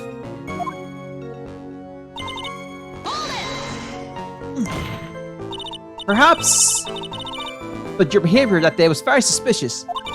Not only had you contradicted yourself here in court, but you know things you shouldn't. For example, the scratches on the trunk of the car. Oh, that's... Objection! Unfortunately, Miss Faye, your last statement proves nothing. Oh, really? And why is that? The witness came to the police station once to identify the suspect. It's entirely possible that, at that time, the officer showed her this photo. That seems like a rather serious mistake. Ha! That's the oldest trick in the prosecutor's book. That's not fair! That wicked idiot. I'll never be able to forget that horrible day.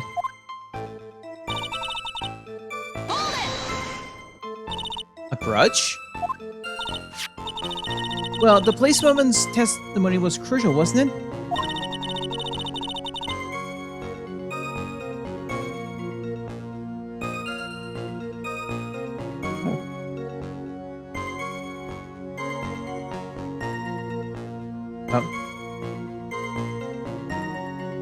Crucial in getting the defendant sentenced to death.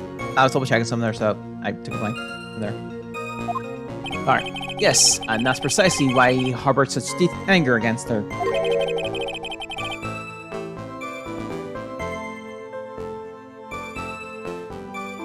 Okay. So much anger that he forgot his own guilt.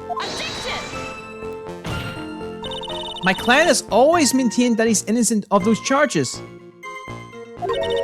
He seems rather forgetful, your client, I mean.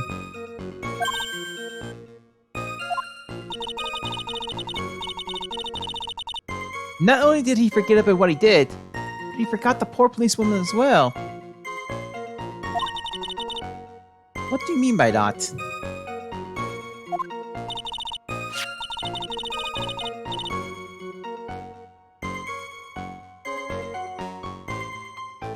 Your client, he forgot what the detective looked like, right?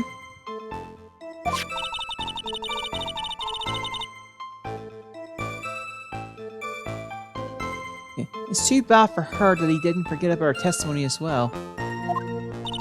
Well, she's right about that. Mr. Falls is kind of forgetful. What's up, Push? You said he forgot what the detective looked like. What do you mean by that? Well, he couldn't tell who she was without some kind of identification, right?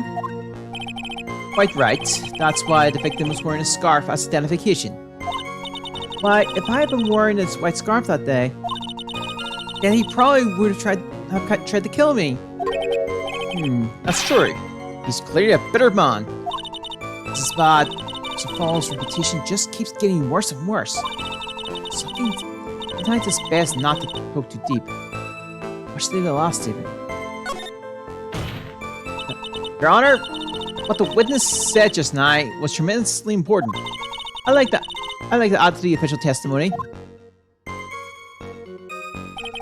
The prosecution has no objections. After all, the defendant is a killer and the mentally unbalanced one at that. That testimony only helps to further prove that point. No, that's not why Enough of this, if you would. My pleasure, Mr. Judge. I guess I'm lucky I wasn't wearing a white scarf. What do you mean by lucky?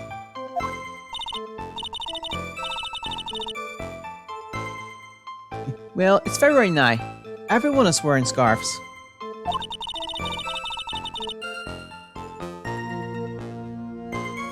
Okay. If I had accidentally worn a white scarf like this, like he said, then you yourself might have been killed.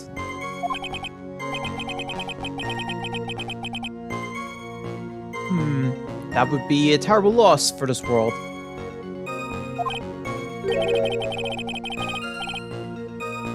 Ha! Looks like you it's too hard this time, kid. Mr. Armando, keep looking around and you're going to lose sight of the finish line.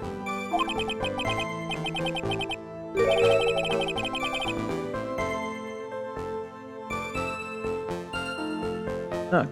Justice is blind, but she's not deaf. Sometimes you have to know when not to talk.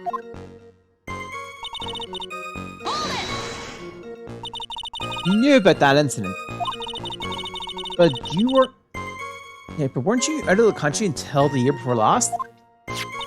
Well, I saw a report about the escape conflict on the news. They had an in-depth report about this whole story. Whole history. Whoops. So you were still living abroad 5 years ago? Is that right? Yes. I can't let her get away with these lies. Listen to me. She's neck deep in this whole thing.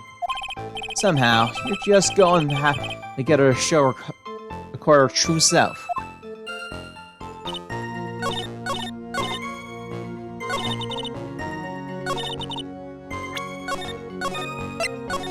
Man.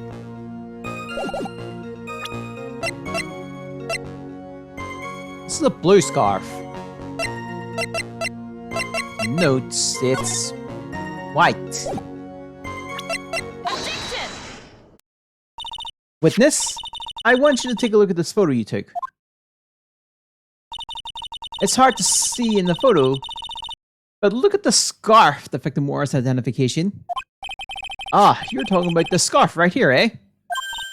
Yes, that's it. The scarf the policeman was wearing. I've got her now. Just don't mess up. But that's strange. In your testimony, you stated the following. I guess I'm lucky I wasn't wearing a white scarf. What? I actually missed that part. I'm behind. This is a scarf you identified as belonging to the victim. But it certainly doesn't look white to me. Oh. Well, it was foggy that day, and it was raining as well. It's not surprising that she mistook it for white. Objection! Sorry, but not this time. The witness just confirmed that this was the victim's scarf. Yes, but what's the significance? It's true that the scarf doesn't look white, but there's only one explanation for this mix-up. The reason why the witness thought the scarf was white is... Take that! The note. Witness, have you ever seen this note? Note? No, never. It's top secret evidence. There's no reason that you would have. I wonder about that. What do you mean? This note shows Mr. Fall's instructions to the victim regarding their meeting. It says, wear a white scarf for identification. White scarf? Arr! Witness, you knew what this note said. And it's because you knew that you slipped up and mistakenly said white scarf. Well, Miss Foster? Oh! Order, order, order! Mr. Edgeworth, I'm waiting for an explanation. I'm quite sure this note wasn't leaked to the public. And yet, this witness knew exactly what the note said. At the time of the murder, the number of people that knew were quite limited. Terry Falls is one, the person who wrote the note, Valley Hartform, is another, and finally, one more person. Did you say one more person? That's right, a person that no one would have suspected. Have you figured it out, kid? Yep. The third person that knew the contents of this note was... yeah, college... Valley Hartform deceased. College... Served victim of... you kind of already knows. And that person is... Dahlia Hartform. Dahlia Hartform? I've never heard that name before. Look at the victim's note. This is what it says. Talk to Dahlia. Tell her this time. That is her name right there. What's this? So, who's this person, this Dahlia Hartform? Miss Faye must be desperate if she's trying to bring the dead back to life. Dead? Dahlia Hartform was the victim's deceased's younger sister. She was killed in a crime 5 years ago. Killed in a crime? You don't mean... Yes, she was kidnapped and killed by Terry Falls. Objection!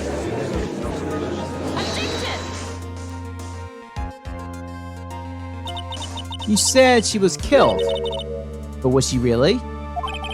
What are you implying? Of course, people thought she had died 5 years ago, when she fell off the dusky bridge and was lost in the Eagle River. However, her corpse was never found. Objection! She was declared legally dead 5 years ago. As far as the law is concerned, Dahlia Hartform is officially dead. Objection! But the fact remains that her body was never recovered. Dahlia Hartform was 14 years old 5 years ago. If she were still alive, she'd be 19 now. Melissa Foster? I believe that's the same age you are. Objection! Even you couldn't. Miss Faye, you're not saying... But I am. That's precisely what I'm saying. This witness before us is the girl that was kidnapped and killed 5 years ago. This girl is, in fact, Miss Dahlia Hartform. What? Ha! Nice work. That was like tossing a grenade into a free alarm fire. But unless you can tie all the loose ends together, you're nothing but a hit-and-run arsonist. I understand. If you expose her true nature, I can turn this whole case on its head. I'm saving. Nice my chance to make Mr. Edgeworth squirm. Miss, just who are you anyway? I didn't think it'd come to this. That's enough. You don't have to say any more, witness. Yes, I understand. Oh, what? Mr. Edgeworth, explain yourself. Your Honor, I have an admission to make. I honestly never thought the defense would pursue this matter this far. Sorry. You don't mean... Yes, the prosecutor's office isn't filled with fools, you know. Naturally, we conduct full background checks on all of our witnesses. What did he say? Ha! Looks like the kid knew. He knew her true identity from the get-go. No way! But then why? If he hadn't revealed her secrets, he wasn't going to say anything about it. All he wanted was her testimony. So he made a little trade. let me introduce you to the victim's younger sister, Miss Dahlia Hartthorn. I'm pretty sure I'm going to see a certain...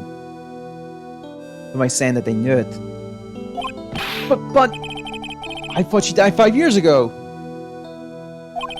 We thought so as well. But, well, as you can see... Why? Why did she hide her identity for 5 years? That has nothing to do with the current case.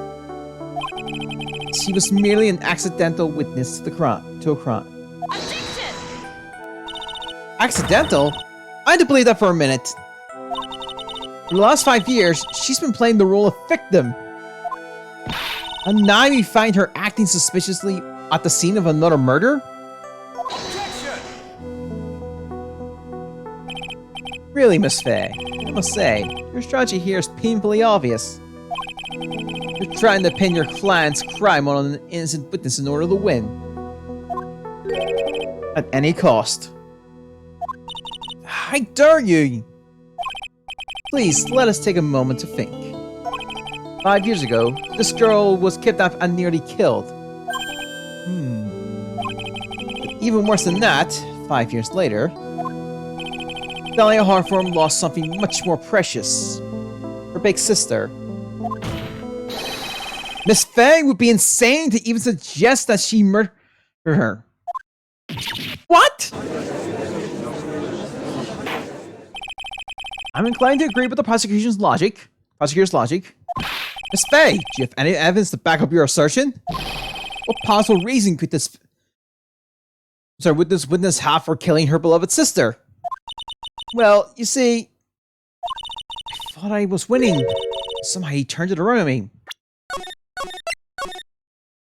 And it's safe. Ha! I think you need a little push in the right direction, kid. The defense is prepared to present evidence supporting our claim.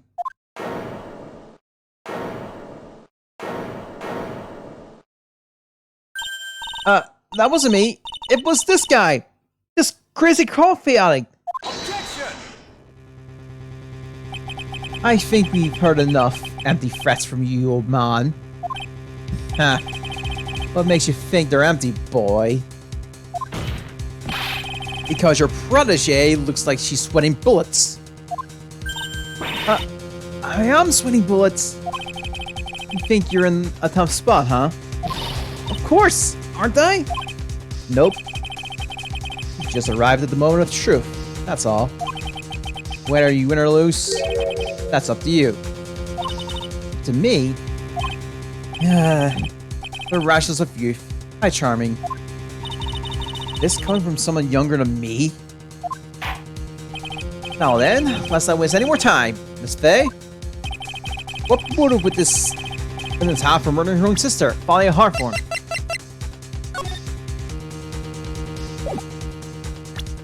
The trad. And yet, the story starts after Terry Falls escaped. He caught Valerie and told her he wanted to meet. This is the note she left. This says, talk to Dahlia. Tell her this time, the whole truth must come out.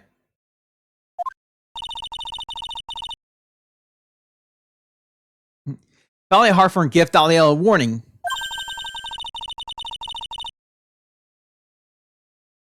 She told her she was going to reveal the truth to the whole world. The whole truth? There is a dangerously important secret between Valerie and Dahlia. And that's the reason Dahlia felt she had to kill Valerie. To keep her mouth shut permanently. A terrific story, Miss Faye. If you like fiction, that is. Enlighten the court, Miss Faye. What was the secret that was so important? Where's your evidence? Dahlia and Dahlia Hartthorn on Terry Falls. There's only one important secret that connects them all. Oh, yes, I knew the secret. Your Honor, the defense would like to request further testimony. What testimony? Regarding the kidnapping 5 years ago. We believe it will explain a lot of things. such as the nature of the important secret between the Harform sisters. Oh yeah, but it name's probably going back to the holiday now. Very well. I'll grant your request for further testimony. I know it'll be painful for you, but can you enlighten us once more, my little maple leaf? Yes, I'll try, Mr. Judge. Turn on the old charm one more time, Dahlia. But this will be the last time you hide behind your womanly wills. 5 years ago. 5 years ago, I was kidnapped by Mr. Falls. The ransom was a raw diamond. My sister Valerie brought it to the bridge. After she made the exchange, she shot Mr. Falls in the arm.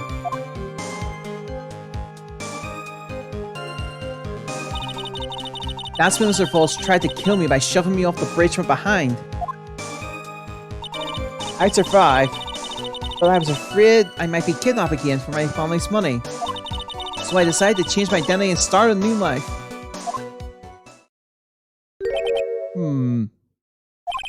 The kidnapping left her emotionally scarred. With her sister's help, she left the Harform family and started all over again. And we're to believe, after all that, she murdered her sister? Preposterous! Thank you, Mr. Edgeworth. Miss Faye? Yes, Your Honor. As you heard, the witness is still traumatized from the kidnapping. I'll ask you again to be extremely gentle in your cross-examination.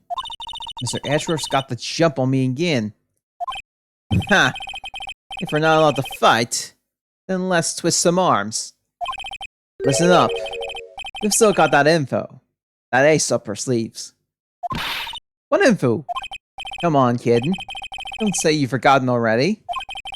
The fact that the kidnapping 5 years ago was staged.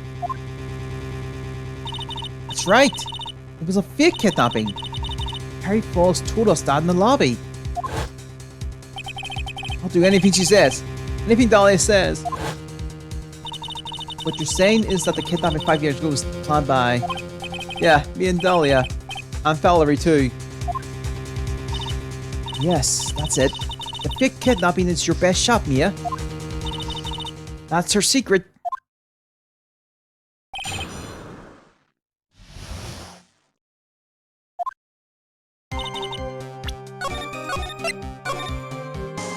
Alright. Did you and Mr. Falls have a relationship?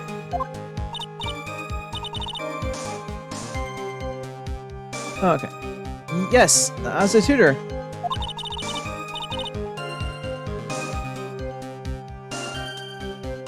Oh. You were tutoring him, Mr. Falls?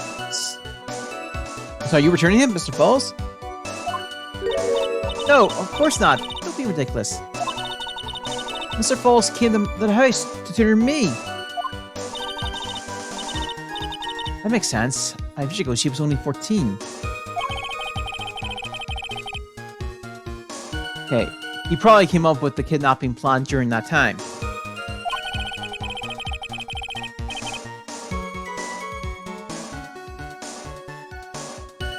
Okay, the Harform are in the jewelry trade and are quite wealthy, you see.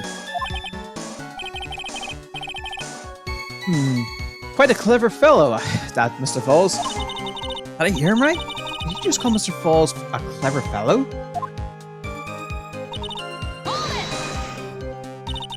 I hear the diamond was valued in the neighborhood of $2 million. $2 million?! It was still uncut, so it was about the size of a pint of milk. $2 million pint of milk? I don't know what to think about that. The defendant demanded that her sister, Valerie, make this exchange. Not as a detective, of course, but as an individual. By the way, I want to ask you, Miss Ashworth, why do you think he wanted to make the exchange up there on that mountain? If he ever got surrounded, it would be hard to escape. There's one thing a kidnapper wants to prevent, and that's police involvement. In a place like that, it would be easy to tell if he was being followed. With only one entrance to the mountain, he was ensuring his safety. What a wickedly clever man that Mr. Falls is. Yeah, right. It was all your plan. Anyway, Valerie brought the diamond to the mountain and... That was a dangerous thing to do, considering you were being held hostage. Yes, but actually, that saved my life. What do you mean? You see, Mr. Falls was holding a knife in his right hand. Somehow, I just knew he was going to use it. Knew? Sorry, I knew he was going to use that knife to kill me. My bad. That's why my sister shot him. It was to save me.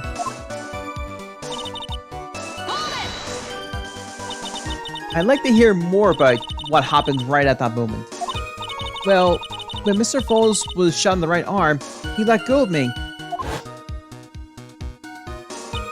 I was dazed. I turned and tried to run away, but Mr. Falls turned and grabbed me as well.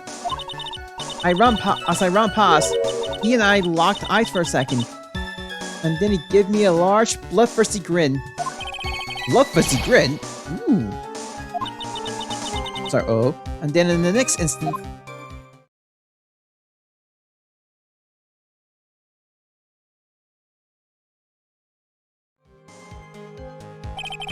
I advise the court to remember that the river is 18 feet deep and incredibly swift. I was a strong swimmer, but I was knocked out. When I came to, I had been carried away by the river to a strange place. I never forget that day. A crumbling bridge, nowhere to run, and then just one little shove from behind. That was it. Before my sister could catch me, I fell into the river.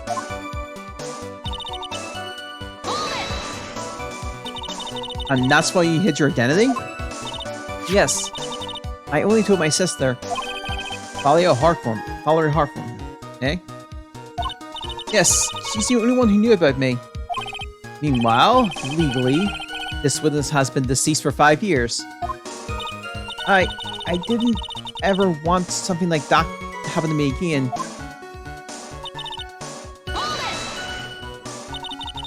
And that new identity was Melissa Foster, right? Yes, my sister helped me get the official paperwork taken care of. That makes sense. Without an insider's help, doing all of the paperwork would have been impossible. She was the only person left in the world I could count on. And you think I killed her? There's no way I could. In the moment of truth for the witness too. Once the truth about the staged kidnapping came out, everyone in the court will know how much of a Jezebel she really is. I got to prove that the kidnapping was a hoax.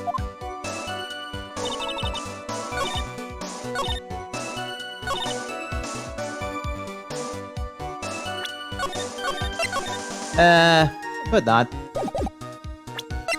Objection! About that. You said that Mr. Falls pushed you into the Eagle River? However, that's hard to believe. But it's true. I felt a push in my back. I'm certain of it. It was Mr. Falls. I'm sorry. I guess I wasn't clear enough. I should have said, that's hard to believe. I should have said, that's impossible. Impossible? I asked that the court recall the condition of the Dusty Bridge nigh and 5 years ago. The bridge hasn't changed one bit in these last 5 years. If someone had pushed you from behind as you have claimed, instead of being carried away by the river, you would have been smashed by the bedrock below, and most certain death. Do you understand now, Dahlia Hartform? The very notion that my client pushed you from behind is impossible! Ah! Your Honor, this event occurred 5 years ago. Why, for all we know, the water level in the river may have been higher back then. Objection! But it's 40 feet from the bridge to the river. A small change in the water level wouldn't have made a difference.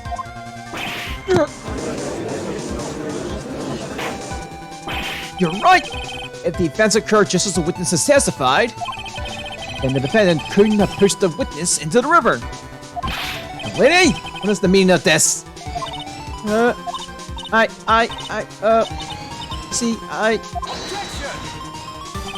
Just a moment, Your Honor. It's true that the witness testified that the defendant pushed her into the river. However, she never stated that she fell from the back end of the bridge. What? What do you mean? After being shot in the arm, it's possible that Mr. Falls panicked. And therefore, he could have unwillingly pushed her off the side of the bridge. If that's true, she would have fallen into the river. Well, Miss Hartford, is Mr. Edgeworth's explanation correct? Now that you mention it, I do remember now, when I fell off the bridge, my shirt got caught on one of the bridge side wires. You can't be serious! Order in the court! It seems Miss Faye's assault has finally reached its conclusion. Objection! Not now, Mia. This is no time to retreat. Unfortunately for you, this is just the start of Miss Faye's assault. What? I believe your reasoning went something like this, Mr. Edgeworth. After being shot in the arm, it's possible that Mr. Falls panicked. Therefore, he could have unwillingly pushed her off the side of the bridge. However, once again, I am forced to say, that's impossible. Ridiculous! What's so impossible about it? Because your flawed logic contradicts with the court records.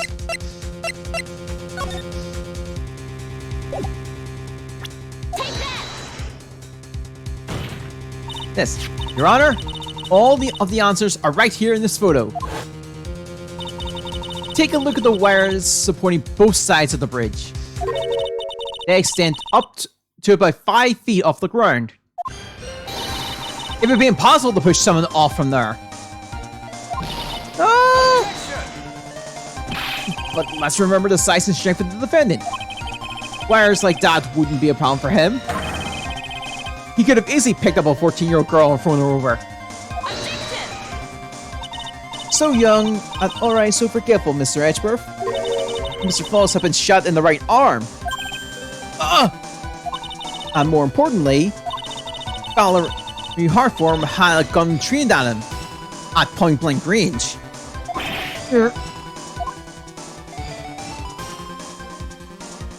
So, Mr. Falls throwing the witness off the bridge? That is clearly impossible.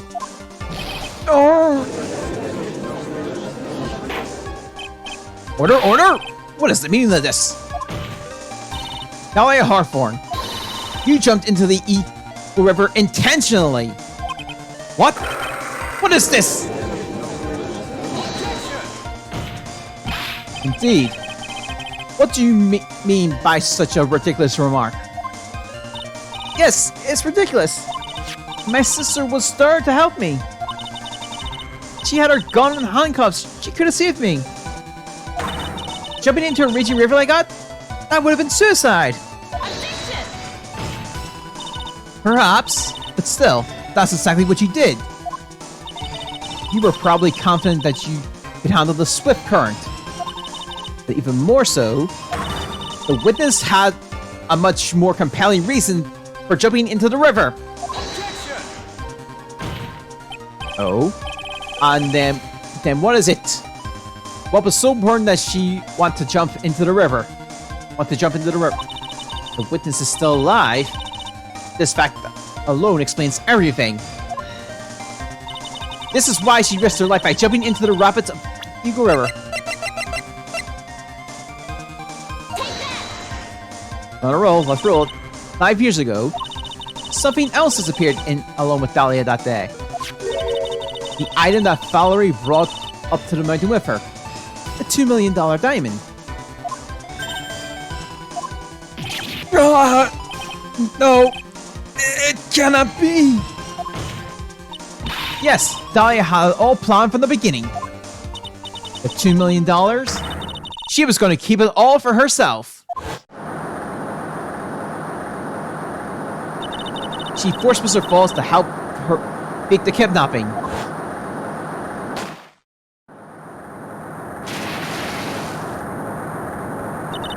At the last minute, she betrayed him and threw herself into the river. With the ransom tucked away safely in her backpack. Why, that's simply ridiculous! Order! Objection! Your Honor, 5 years ago, the witness was only 14 years old. Do you really think a 14-year-old is capable of such a demonic plan? This woman is a demon!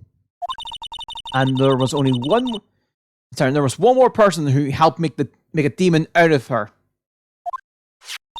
Her sister, Valerie Hartthorne. You mean the victim was involved in the kidnapping plot as well? Objection! But she was the detective then. You're saying she participated in her sister's kidnapping? Precisely. I'm sure that it weighed heavily on her conscience for the past 5 years. This is the sole reason behind the victim's murder. What do you mean by that? On the day of the murder, after receiving the phone call from Mr. Falls, Valerie called her sister Dahlia. And then she told her what she was planning to do. Planning to do? She was going to tell the whole truth, as she wrote in her notes. That is what sealed Valerie Hartthorne's fate. That is when you hatched your demonic plan to kill 2 birds with 1 stone. A plan that would ensure neither of your accomplices to the kidnapping we took. And that is why you killed your sister, Valerie Hartthorne.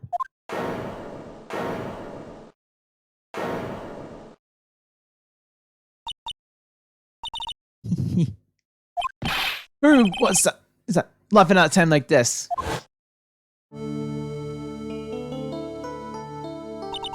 Forgive me, it's just hilarious. Witness? Is that you? You amuse me, woman, Miss Mia Fey. You can certainly weave an exciting tale.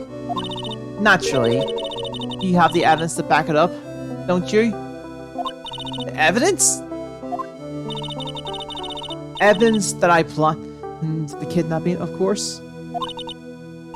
That at 14, I plotted with Mr. Falls and my sister.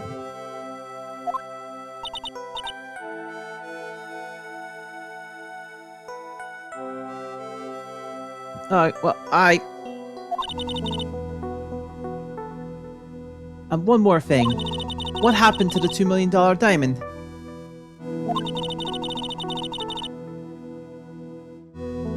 Okay.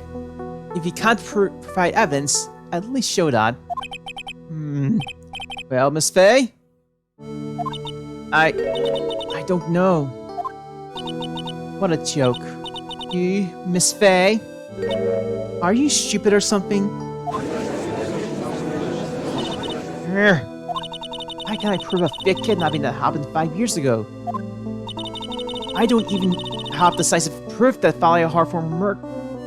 I don't even have decisive proof of Valerie Hartthorne's murder. Well, it seems that we've come to an end. To be honest, the witness's behavior does raise certain suspicions. However, I am forced to reject the assertion made by the defense. Of course you are. Is this it? Is this really over? A girl made a fool out of me and there's nothing I can do about it. Ha. Without evidence, the trial's over? Who decided that? Mr. Armando! Come on now, kid. Haven't you figured out that you can make your own rules? For example, even if there's no evidence, there's still testimony. Testimony? On the day in question, Dahlia Hartford murdered her sister, Valerie Hartford. He had her body in the truck of Mr. Fall's stolen car and then went to meet with him. Disguised as your sister, Valerie Hartford. That's what you think, right? Yes, that's right. In that case, there's only one answer, right? There's only one person left who can testify about Valerie Hartford's murder. Since there's no proof, there's only one thing left to do. Who is the one person who can testify to that demon woman's crimes? Only one person. Your Honor, the defense wishes to call a new witness. A new witness? Yes, we would like to hear the testimony of Terry Falls. The defendant? There's only one person that can shed any further light on the situation. The only person that knows what Dahlia's role in the kidnapping was. Only one person that can say whether the person in the photo is Valerie Hartford, or whether it was in fact her younger sister Dahlia disguised as her. There's only one person who can solve this riddle once and for all, and that person is Terry Falls. Well, Mr. Edgeworth, what's your take on this? Why not? The prosecution has no objections. Very well. Bailiff! Bring the defendant to the witness stand. This is my last chance, Mr. Falls. My last chance to establish Dahlia's guilt. You're all I have left.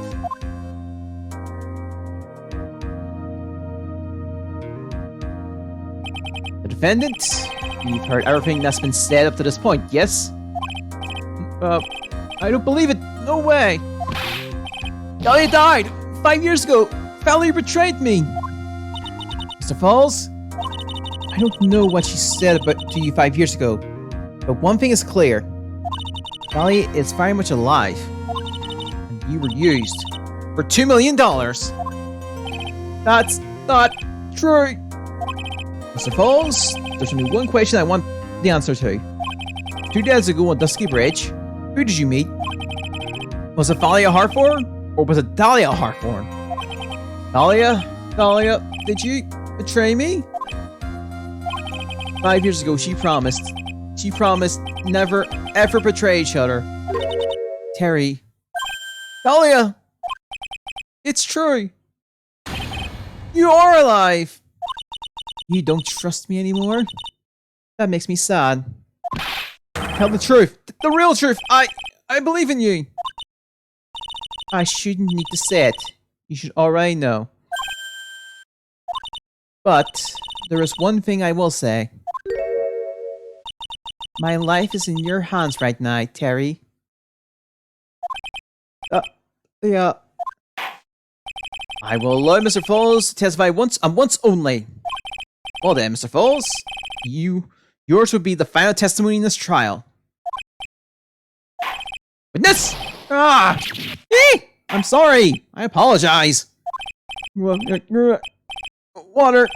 Please. Water. Huh? Can't talk. Need water. Oh well. I guess it'll have to be my coffee instead. At least it'll match the way he's probably feeling right now. Darker and better than hell itself.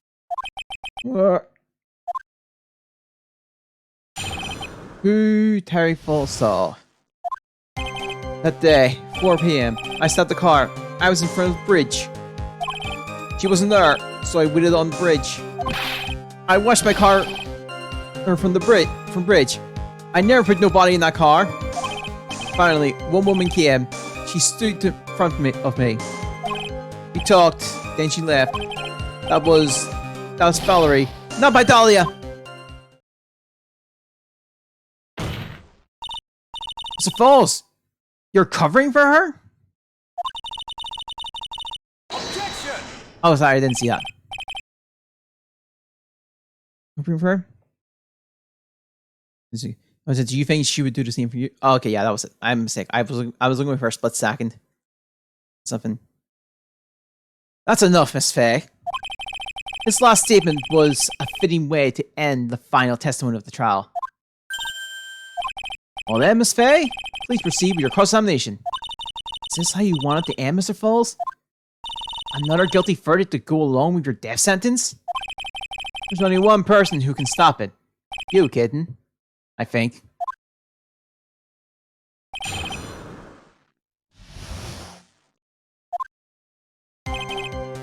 Alright.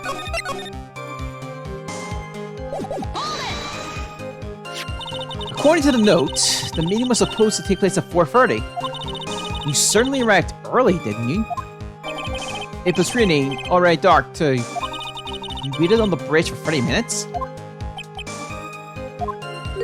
Mr. Falls! Eagle Mountain, that spot. Strong memories.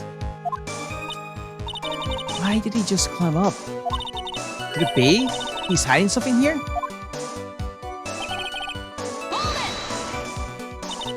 You were quite early. So you were waiting on the bridge, correct? Yeah, I like waiting. I'm used to it. I'm sure he has. Superboy waited 5 years to ask a single question. Find out why a woman betrayed him. To him, 30 minutes must have been like a blink of an eye.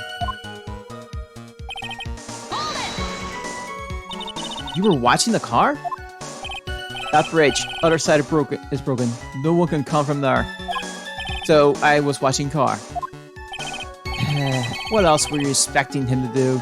I suppose that's the obvious thing to do, but something's bothering me. I get the feeling, a contradiction? I wonder what's on the other side of the broken bridge anyway. No one's lived there. No one lives there. There's a small shrine up on the mountain, but that's it. Anyway, no one came. No car, nothing.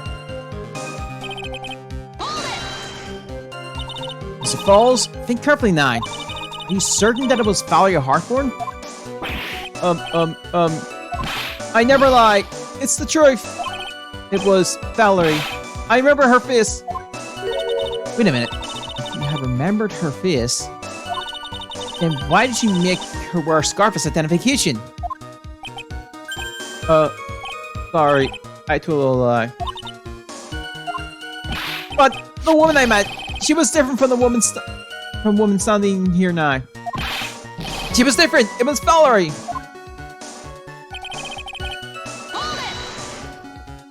What did you talk to her about anyway? Mr. Falls! Valerie told the truth about the kidnapping 5 years ago. She said someone needed to take the blame for it. That was all I could think to do. She said that. That's why she lied. Got me the death penalty. And were you satisfied with that answer, witness? Talia died. It's my fault. But I don't really remember. Maybe I did. Maybe I did push her in. It don't matter anymore. No matter more. Anyway, my Dahlia, my sweet teen angel, dead. Just said that she isn't dead. After Valerie talked to me on bridge, nothing left to live for. How can you be so sure? It was raining at the time, and sunset that day was 5 o'clock. It would have been already been pretty dark on that mountain at 4:30.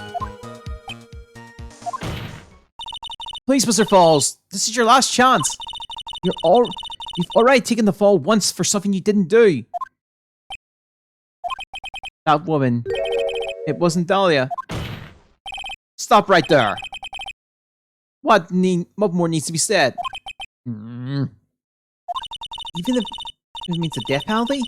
Even if it means taking the blame for murder? You still do whatever is necessary to protect her. Won't you, Mr. Falls? I know it's obvious, but he's clearly lying. He's been cursed by Dahlia Hawthorne. He'll probably go to this grave still believing in her. Mr. Falls, even if you can show... No, he's lying. Poor guy will still be cursed. You'll still have to point out the contradiction anyway. That's the curse of being a defense lawyer, I guess.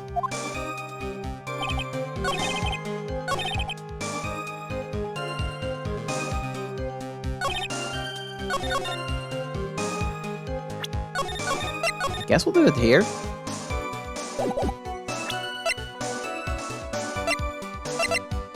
Objection! Okay. I mean, bridge. So when you're on the bridge, no one... Oh, yeah, right, because the picture shows him on the other side. Shows him from the other side of the bridge, near the car. So when you got to the bridge, no one arrived, huh? So you waited on the bridge. You sure of that? Yeah, I'm sure. You're sure, huh? Well, then I'm sure too, Mr. Falls. I'm sure that you're lying. Huh? What? What? Oh, I would love to hear your rationale on this, Miss Faye. You want to know who arrived at the bridge first? Just look at this photo. It's perfectly clear. Obviously, the person that came first would be the one on the end of the bridge, right? But that's the victim at the end of the bridge. Precisely my point. In other words, Mr. Falls, you must have arrived at the bridge after she did.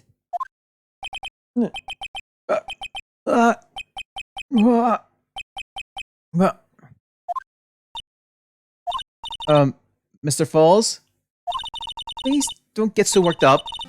We just want the truth. I got there around 4 o'clock. It's true. I had somewhere to go. A special place. Did you go to the special place before you went to the bridge? Yeah. It's no tumble by 15 minutes from the bridge.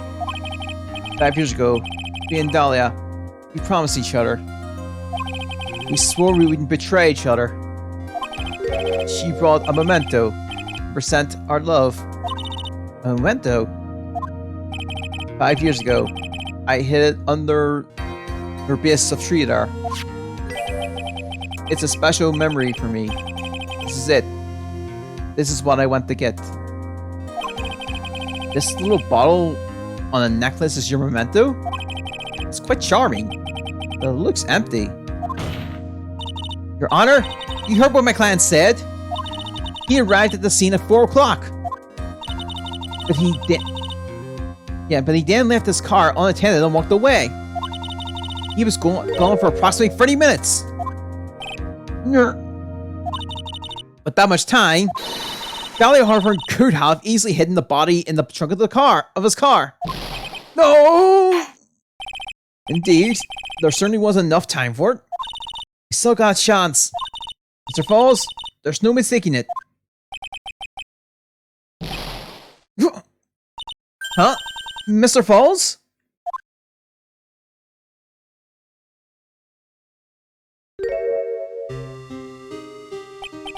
That's enough. Please. Witness! I promised her 5 years ago, if it ever happens that we can't trust each other no more, then we supposed to drink bottle. No! Stop the trial! Your Honor, we need a recess!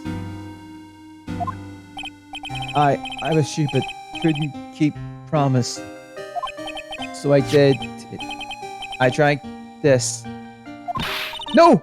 We were so close! Just a little more! I was going to prove you're innocent! Your innocence aren't. No, don't want that. Don't trust self. Maybe kill again. Kill sweet Dahlia again. Mr. Falls! Mr. Armando. Thanks for the coffee. Mr. Falls!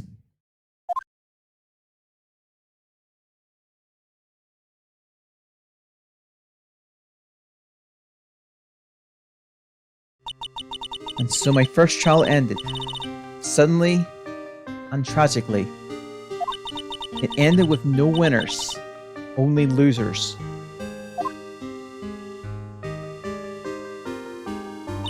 I ended up with a wound that cut so deep into my soul, I thought it'd never heal. Sure was the same for the young prosecutor as well. The one person, the true criminal, Dahlia Hawthorne. She left the courtroom with a secret smile on her demonic sweet face.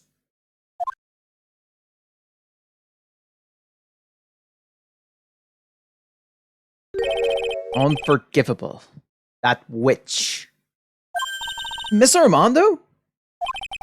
We were so close to the truth. It's right there in front of us. You were a little too soft, kid. It's my fault. It's all my fault that Mr. Falls killed himself. Don't cry, kid. You're gonna make my coffee all salty. I knew it. I knew it wasn't cut out for this. Mia. Don't you get it? Can't cry yet.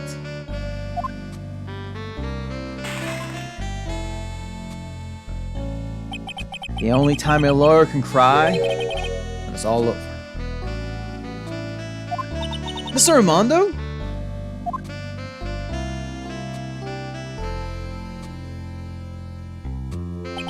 No matter how tough the case, no matter how bitter the memories, they always fade over time. And you file them away and eventually forget them.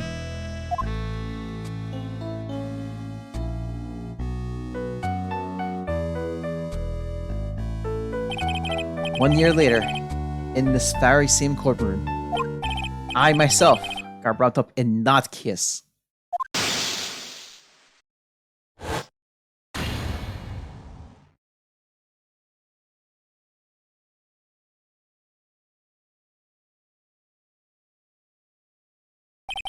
Only after that did Dahlia Hawthorne get put on trial for her crimes.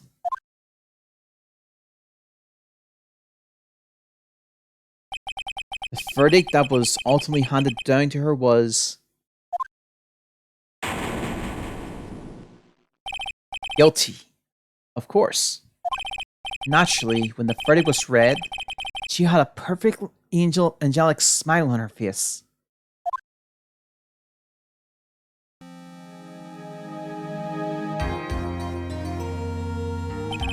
It was finally all over. At least, that's what I thought at the time. Unfortunately, couldn't have been more wrong. It's been 5 years.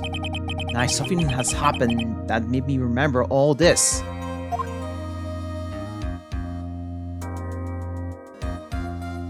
And that's how we end Tournament Beginning. So it's a very short one compared to what we've done more recently.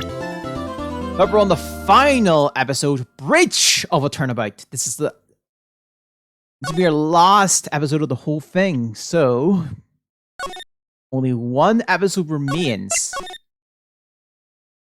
And it's going to be the ride. I'll probably be doing one more extra stream just so we get this finished. I'm going to wrap up here. Hope it's a good day this week. Tomorrow, I don't know if we'll be streaming earlier or later, but we'll see. We'll be back on this Friday. With that being said, I'll see you next time. Bye.